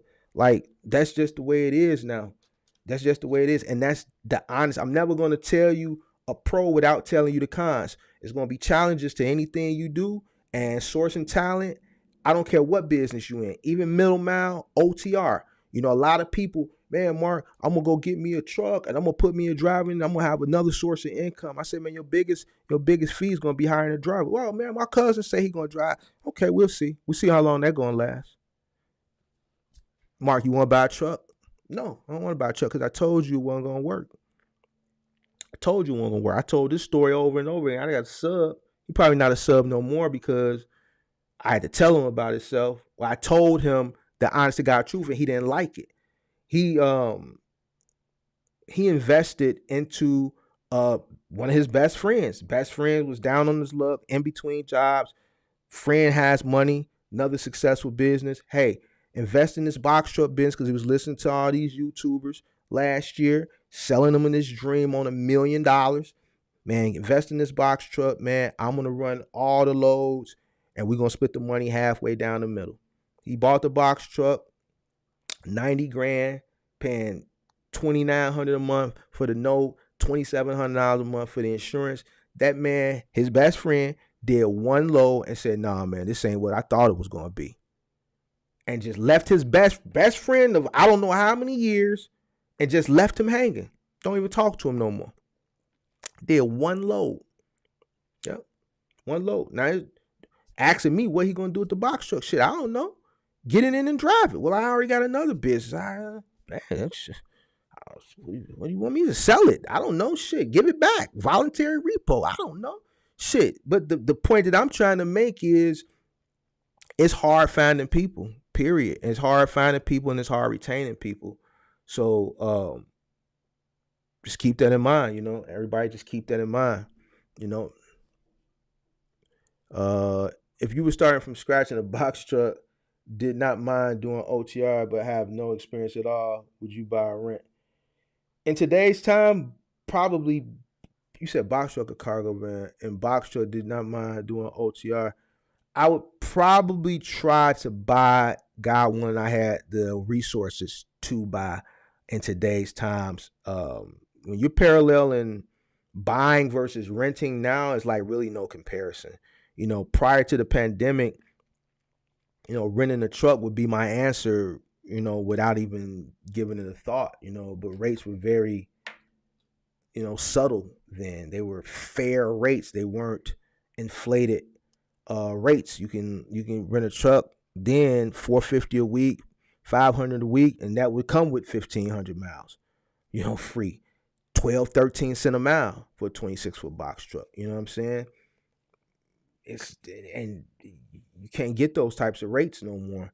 So, you know, if you can find a good rate, then I would say try it out with a rental because you may be like one of these guys. One of the guys' story I just told you may get out there and it may not be for you, you know? And that's if you can find a good rate. If you can't find a good rate, then Your next best option is buying. But then obviously if you buy, you're gonna be financing and you can still get out there and it may not be for you. So you need to create a business plan. You need to call around and you really need to make a decision on what's going to work best for you, because you're going to be taking a huge risk. A lot of people aren't profiting in the space, not solely due to, volume being soft. A lot of it has to do with a lot of people's overhead, and their biggest overhead is their rental, their truck rental. All right. So, that can go either way. If you find a truck that's affordable, and you're willing to go OTR and the truck is affordable and it's not going to put too much of a huge dent into your bottom line, then go for it. If not, then you're going to have to go the purchase route. And then once you go that route, you fully invested. Ain't no turning back. So the industry has changed a lot, It's changed a lot. But if I were getting in right now, it's like I get asked this question multiple times a week. If I were getting in right now, me honest, this is me. This is me knowing what I know. Do what you do. If I was getting in now, knowing what I know, all right? So let's say I'm Mark, but I got an older brother who's been in the industry as long as I've been in it, right? And I'm learning from him. He's teaching me, and I've learned stuff from him. And I would get into the industry now, I would get in with a cargo van. That's just me.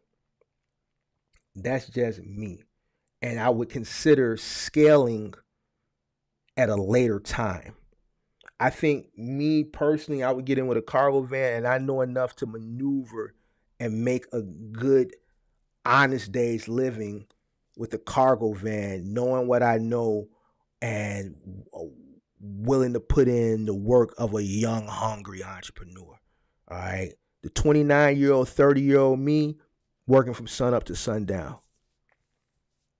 Sun up to sundown, I would get in with a cargo van. I would get in with a 250, a Ford 250, T250, extended length high roof, or a Sprinter 2500 extended length high roof, and I would go get money. That would be the most economical way to get in. That you can make that type of money if you really know how to maneuver it.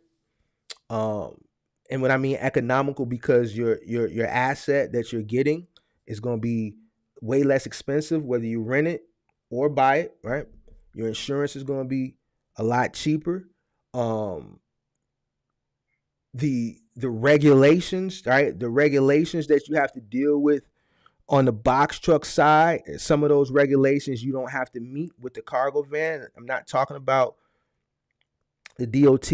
I'm talking about more like hours of service, because I would be local. I would get me a dedicated run, right, during the day, and I would supplement that with gig stuff in the evening. And on those days where, if I got a dedicated route that runs Monday through Friday, Saturday, Sunday, I'm getting to that money too. I'm on GoShare, I'm on Curie, I'm on roadie, I'm on whatever. You know what I'm saying? I'm on whatever. It's a van. Shit. If I can do, hey, hey Mark, man, my girl, man, she moving, man. I'll help you move. How much would you charge we could just use her? She ain't got everything to fit in that van. How much would you charge to move her? She got a convertible. It's a convertible studio. It's about 600 square feet on the first floor. I help you. How much would you charge to move her with your van, man? For you, man, 400. I bet. Be here Saturday at 9. So I'm putting stuff on Thumbtack. I'm everywhere. Man with a van. Hey, Mark, I saw your ad on so and so, man. I got a dresser that I need to take from my suburban home in Lake Forest, Illinois, and I needed to go to my beach house up in Lake Michigan, not Lake Michigan, what's that Lake Beach, Indiana. One of them little small lake house towns where the rich people got lake houses up in Indiana, off the border of Indiana and Michigan, or take it to Lake Geneva, one of those rich small towns with the lake house. Okay, that's about 2 hour drive. It's just a dresser. Yeah, it's a dresser. You should be able to lift it with a dolly. It's a ranch style home, just a dolly, and you can wheel the dolly straight into the house. Don't worry about the floor. Okay, I can do that. Give me 500. Oh, okay, no problem. Can you pick it up Saturday? Yep, sure can. Okay, well, my son is going to be at the house in Lake Geneva, and I'll be at the lake house up in Michigan. I'll see you when you get here. Should I pay you now? This is how rich people talk to you. Should I pay you now? No, just pay me on delivery. So you can make the money with a van because you can hustle the van. There's a lot more opportunities to hustle the van than a big ass 26-foot box truck. All right. So, there's a lot more opportunities. There's a lot of and screw the apps. There's a lot of small, just independent, fly by night opportunities that are out there, especially if you're in a big market with high density. New York, Chicago, Houston, LA, Atlanta. With these college towns, you're in LA, you got UCLA, USC, all these colleges. Man, come May, man, it's going to be so much small dorm work that you can do yourself. It's ridiculous. Those dorms, they don't have shit. They have those that same roll up pallet IKEA mattress that you just roll up. You roll that boy up, you put a piece of tape on one end, tape the other end, you throw that boy on your shoulder. The parents get them the 3-drawer plastic thing you get at Walmart. They stuff all their little clothes. They college kids don't have that much clothes. They wear the same stuff every week. They got 2 or 3 of them, and you're gonna have about, depending on what they're in school for. If they're in school to be a doctor or a lawyer, it's gonna be a lot of boxes of books. But that's where your dolly come in. Hopefully it's a dorm building with an elevator. You wheel the stuff. You load your van up. You charge them by the hour. If you're gonna do it as a one-man job, you charge them $75 an hour, 2 hour minimum, and you charge them for the van, $100 van fee. And you go get money. When it's college move out time and college move in time, you can do 3-4 of them a day. And then what happens there is, once you get in good with the parents and they trust you, because what happens is a lot of these parents live out of state, out of market. So they'll just fly in to help their daughter move. These privileged kids, they don't know how to do anything on their own. So mom and dad just have to come in and supervise the move. But once you come in, they see you a fledgling young lad that's they can trust. When it's time to come back next to you, man, Mark, you helped us move our daughter out of her dorm room. She goes to you said, do you remember me? Yeah, you left me the $150 tip. Yeah, we left you the $150 tip. Yeah, I remember. How could I forget you? Okay, so she's living off campus, and I don't want to take any days off of work. So I don't want to fly out there. Can you take the stuff out of the storage and take it?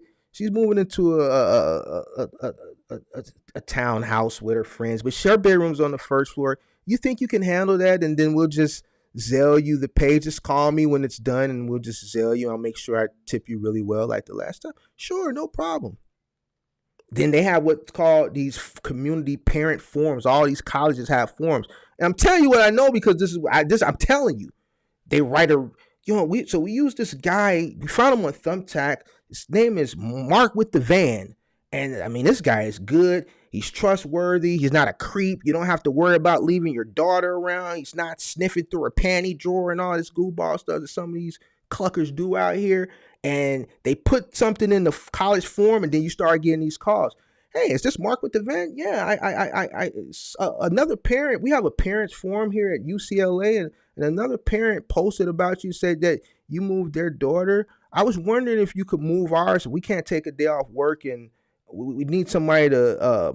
We're shipping all her stuff out there via a U-Box or let's say ABF U-Pack. And we need somebody to go to the U-Box facility or the U-Pack facility. It's not, the whole U-Pack isn't even loaded. It's honestly, to tell you, Mark, it's just a roll-up pallet mattress from IKEA, one of those three-drawer plastic, dresser drawer plastic things that you get at Target. It's probably crushed by now. I don't know how they load these things. And then it's like 5 boxes of clothes and picture frame. Can you go do that? Yeah, how much is that something like that gonna cost? To go unload the U-Pack, put it in the van, drive to UCLA, it's about 20 miles. Unload. He said it's on the first floor, right? Yeah, it's about 8 steps up. When I flew out there to, pay for it, it was about 8 steps up. Okay, well, I don't have to charge you by the hour. It's something I can probably get done in 3 hours. So give me 400 all in. Oh, okay. You want me to pay you now, or should we pay you when it's done? So you can do all these types of opportunities you get with a cargo van. You don't get this type of stuff with a box truck. So there's just a plethora of more opportunities with the cargo van. Long distance. Make sure that the cargo van has a tow hitch on the back.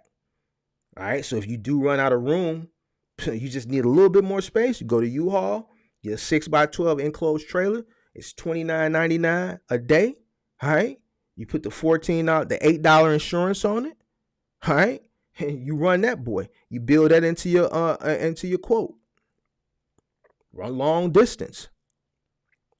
So it's more opportunities. That's how I would do it if I was getting started now. That's how I would do it if I was getting started now. Dan, you said must he sound like that? Hey man, that's how they talk. I'm trying to do the best interpretation as I can. That's how they talk. Listen, when you deal with these privileged people, man, that's how they talk. That's how they talk. Let me see what I leave off at. Starting scrap. I'm about to lay down. All right. Shaking my head. Customer tried to argue with me the other day. Sorry, sir. Call the store. I'm not risking a claim. You never risk a claim. Am I big on government contracts? Not really, because I know how hard they are to get. I've done a video about them that I get a lot of questions about, but most people aren't going to be able to run a government contract like that.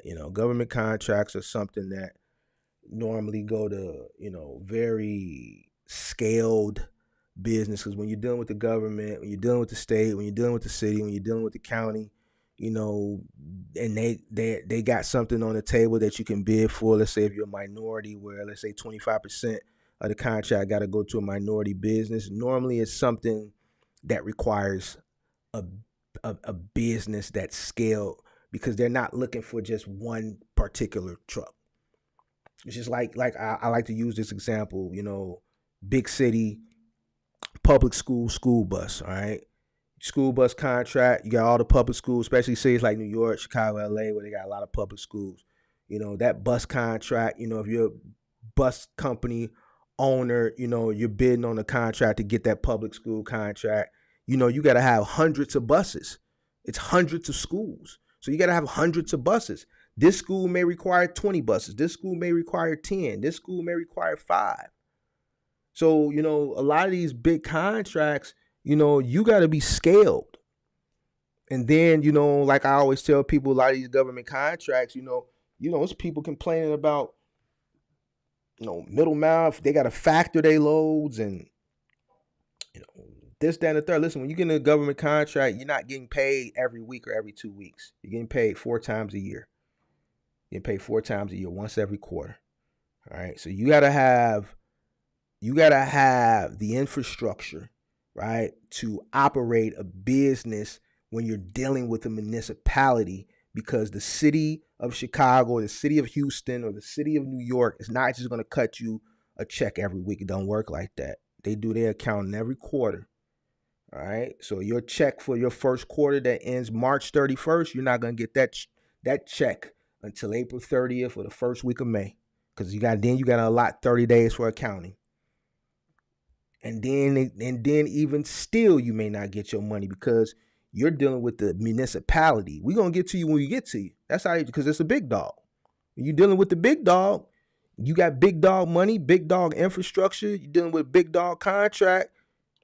They like, yo, you're going to get paid. But right now, it's COVID. So we behind on things. That's another thing you got to think about when people dealing with like government contracts, things happen. You know what I'm saying? You know what? Yeah, George Floyd, so the city is on fire. Everybody's looting. People are working from home. We get to you. It's in there. You know what I'm saying? We'll get it to you. These are things you're dealing with when you're dealing with government. So,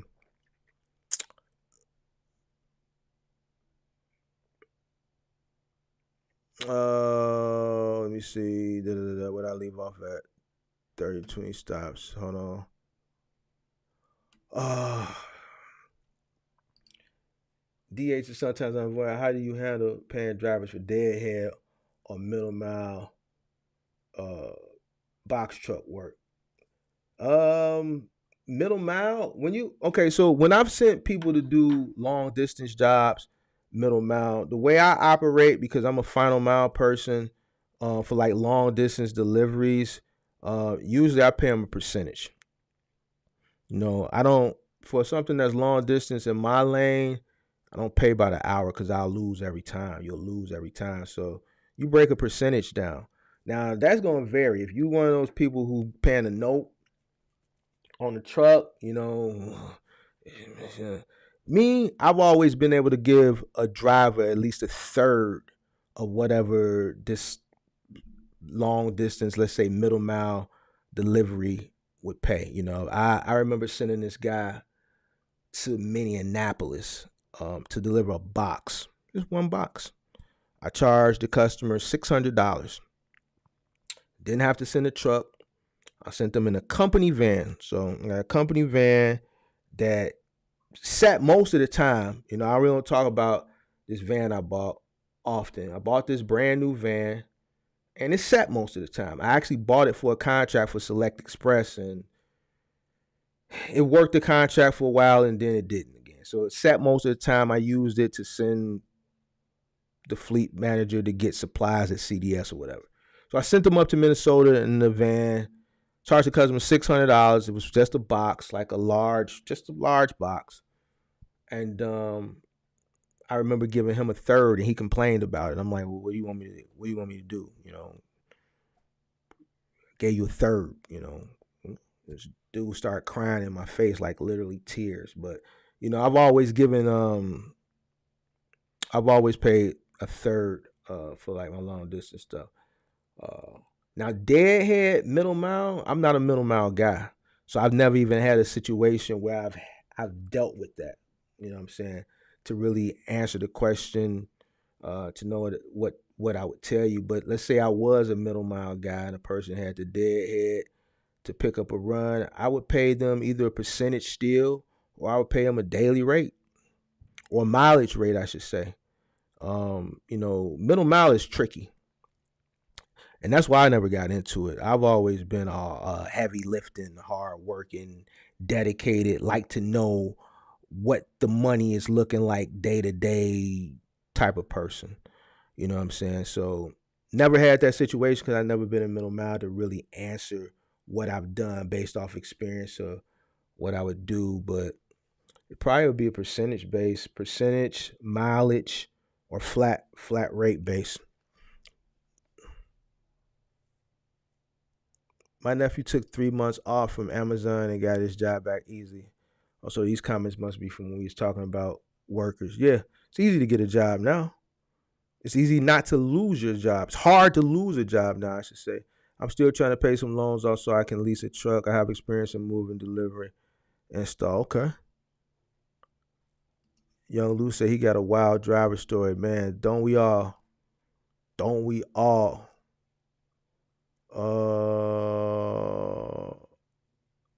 Let me see. Can I see some paper doing curbside in a cargo van versus a box truck? I know the bigger the vehicle is more money, but can I still eat good with just a cargo van doing curbside? So I know you probably had this question when I was just talking about, all the opportunities you can hustle. And when I say hustle, I don't mean like hustle, like bogus hustle, meaning like you a legitimate business person, but you can hustle multiple things when you're not doing something dedicated. Yeah, you can see some good money. You can see great money. It all depends on how you willing to work. But there's more ways you can maneuver that van opportunity wise than you can, with that box truck. So there's more small parcel opportunities, small gig opportunities, and less restrictions forcing a cargo van to down itself versus a box truck. Box truck, you know what I'm saying? A lot of these small little jobs, like running a box here or there and charging a person $100, you can get these types of jobs, but a lot of these jobs, if you try to do it with a 26-foot box truck, it's going to be overkill. So yeah, you can make great money. You can make good money, you know, if you're willing to get out there and, you know, move and shake. Even Lubbock, Texas pops during school season, usually beginning of the winter semester. Yeah, so do good, know what it is. Parent supervising, yes, son, that's how you fold your clothes to put in the box, time to fly back. And that's exactly what it is. Like, you would be surprised. Like, you know, a lot of these kids are just privileged. They don't do nothing. The parent will fly all the way to the college just to stand there and pretty much just pay. You know, help the kid packed it for the kid, prepare for the move, pay for the move. And then the kid just sitting there red. I'm just so frustrated, Mom. This moving is so frustrating. You're not doing anything. What are you frustrated for? We're doing all the heavy lifting. Your parent is paying for it. Your parent prepared everything. Your parent is doing more work than you. Only thing you're doing is texting and hey, man, listen here, man. Listen here, man. Listen here, man. I move college kids and some try hard to get free or discounted moves walking around with short clothes and no bra, bending over and said guys that. Now I've never experienced that. I've never experienced that on jobs that I've been on in the past. Whether I've had cruise experience or not, it really doesn't matter to me because they had to take the payment anyway. So ain't nothing free in this world, especially when you're doing hard labor. Ain't nothing free. Nothing free when you're doing hard physical labor. Hard physical labor, nothing's free. Son of Light, appreciate you.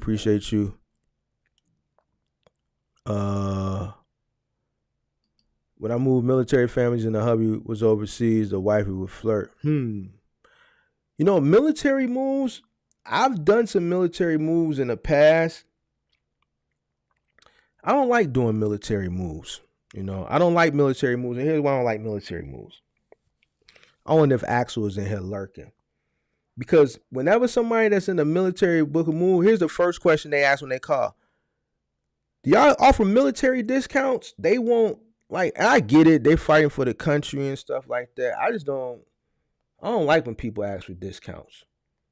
You know, I don't like that. You know, and I used to have, I used to offer a senior discount, 10%, and I offered a 5% military discount. I cut that shit out about 5-6 years ago. I'm straight.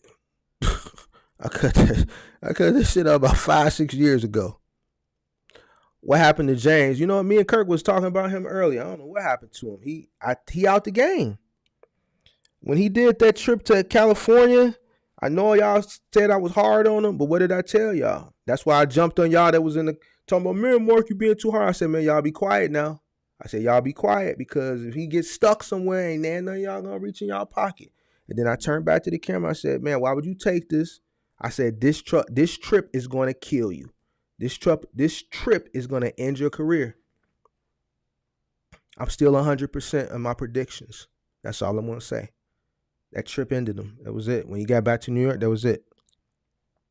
I said it. I knew what the capital was. I knew what he was working with for working capital. I knew that was an experienced trip that he wasn't prepared for. And I knew that trip was going to put him out of business. And it did. That's what happened to him. And he hasn't been on a live since then. When he got back to New York, I think Kirk said last time he talked to him was 3 weeks ago. He was coming through Illinois. He came on a live and said, man, he said, Mark, you were right. No, he was on. Yeah, he said, Mark, you were right. I'm going to have to reset when I get back to New York. I'm going to have to go back to work, get a job, build my bread back up, and I'm going to have to re-enter in the cargo van. Everything I said was going to happen. And basically what I told him that he was going to end up having to do, he said he was going to do.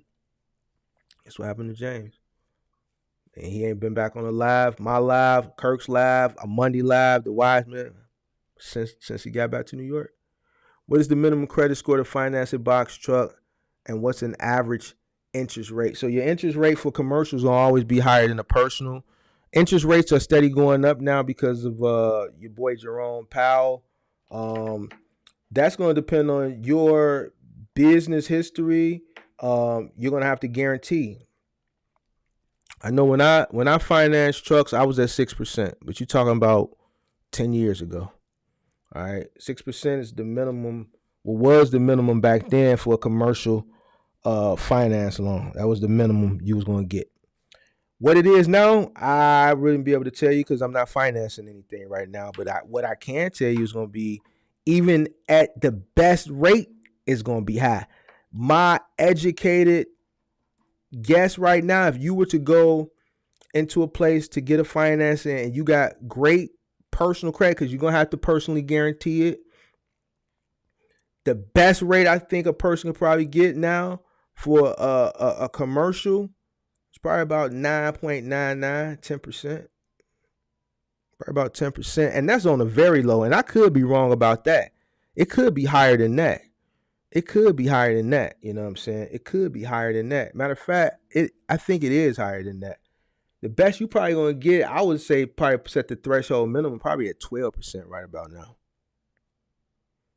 Probably 12%. Because if I got it at 6% and that was the best you could get in 14, it's 2023 with inflation, high interest rates, 5%. Let's see, they went up 5 basis points, so that'll put it at, yeah, about 12% would probably be the best a person I think that was getting a business at the best minimum rate, probably about 12%. And that's going to be a drop in the bucket. Well, I leave our person. What I leave? Hit that like button, guys. Hit that like button. I ain't finna be on it too much longer because I'm actually an hour overdue. I should have been gone. What happened to James? What's the minimum credit score? I answered that. Okay, so the guys calls me the night before a load. We had just rented the truck, and it's on me that we didn't have a duplicate truck yet. I was at a concert and had to leave to spend 3 months. 3 hours, not months, going through 3 companies to get in the truck. So I'm annoyed at the entire situation. 2 days later, I'm moving a load for a friend of mine. Oh, wow. The driver tells me that he had to pick up, but the load isn't ready. I'm telling my friend, he's telling the broker. This chain of communication goes on for 1.5 hours. At this point, the broker, my friend, and me are all pissed, so I got to make up a reason to leave my job. I got to the driver's house where the truck was parked. This man has a tow truck company trying to get the damn key out. I asked him, did you lie? He says, yes. You were never there. He says, yes. He calls me that load, the back call, my friend's load, my friend's back call, and relationship with a broker, providing good paying work regularly, lesson learned the hard way. Yeah, so great experience to share, which kind of reiterates what I was saying. You know, not only is it hard to find workers, retain workers, it's hard to find reliable people. You know, just reliable, honest people. And that's just something that you deal with when you're running a business. You know what I'm saying? You're going to just run into, you know, people who just aren't forthcoming. And, you know, I don't know why people lie, man. Just keep it funky, man. Just, it is what it is, man. Like, this person did all that lying for what? Because the truth was going to eventually come. This is something the truth was going to come out. This is not something that the truth was going to come out years or months. This is the truth's going to come out soon. So just tell the truth and deal with your consequences. If there are consequences, just deal with them up front. I don't know why people lie, man. I don't know. But this is just something that you got to deal with when you're running a business. Yeah, so, you know, it just is what it is. All right, let me catch up so I can get out of here. I'm a truck driver who do OTR for a company. I'm looking to get a box truck or cargo van to be local and do 5 miles. Okay. Yeah, me and you talked before. I think me and you talked before, Gene. Yeah, me and you talked before. Hours, not months going through. Okay, I read that. What's good, Mark? FBA, Foundational Black America. Oh, that's the, because I asked yesterday. So you must have watched the live yesterday when Who was that? Some of y'all was going in on Kirk yesterday. And then somebody was like, yeah, Kirk, you're not FBA. And I asked, what's FBA? Foundational Black American. Okay. That's what it is. Appreciate the explanation. Hey, man, y'all gotta get up off Kirk, man. You know, he ain't gonna stop calling y'all Pookie and Ray Ray, man. You know he gonna call y'all Pookie and Ray Ray. Y'all don't like when you call y'all Pookie and Ray Ray. Let me see.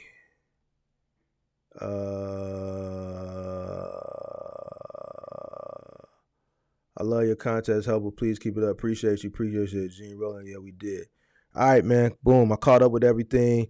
Have you started your box truck or cargo van business? The poll, 105 votes. That means 105 people voted. 57% said yes, they've started. 43% said no. So 43% people that have come in this chat haven't started their business yet. So hopefully y'all got some of y'all questions, answers. Young World, what's going on, bro? What's going on? What up?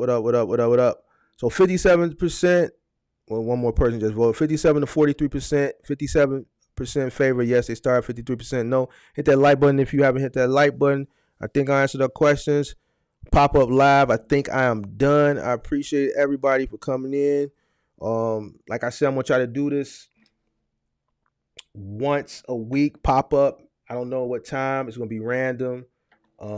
Because I'm not gonna be able to answer everybody's questions no more in my live streams, as I'm keeping them at 2 hours.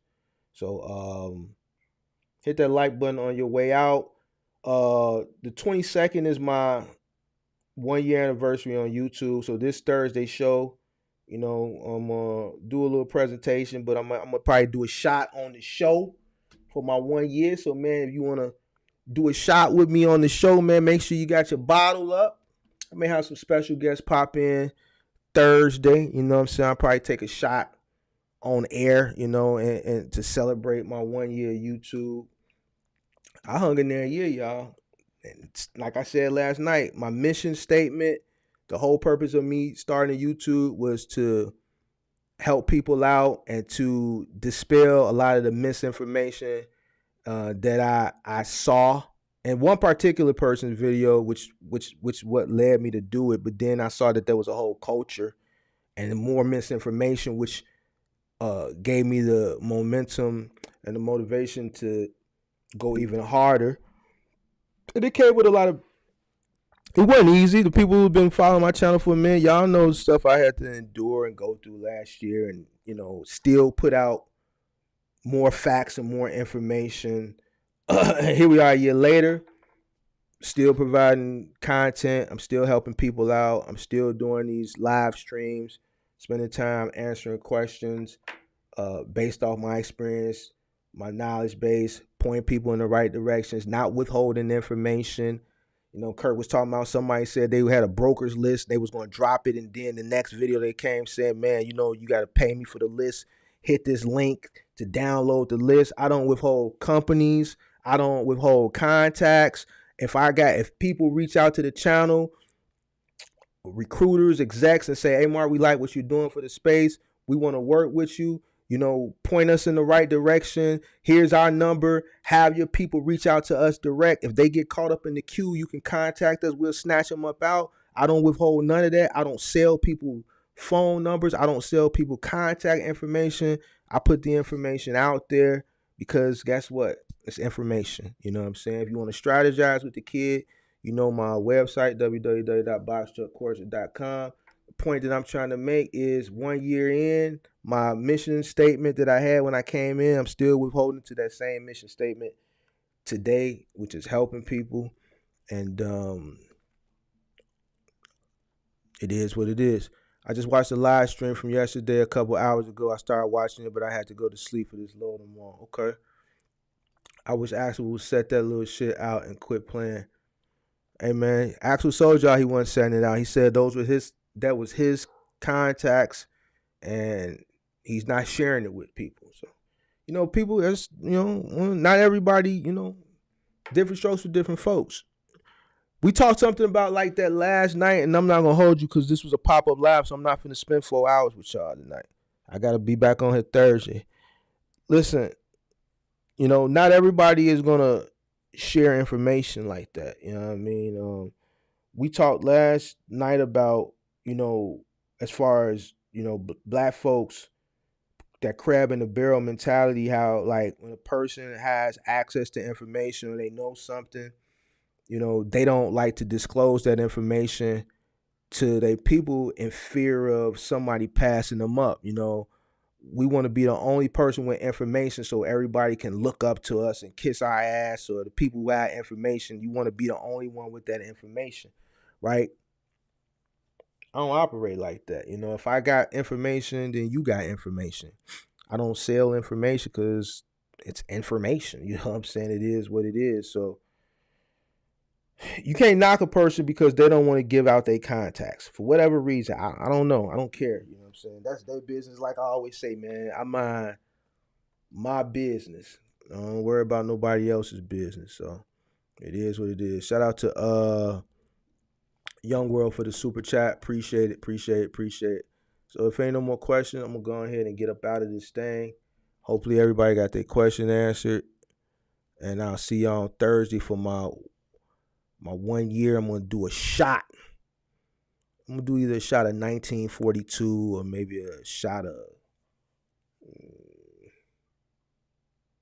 I'm gonna do a shot of either 1942 or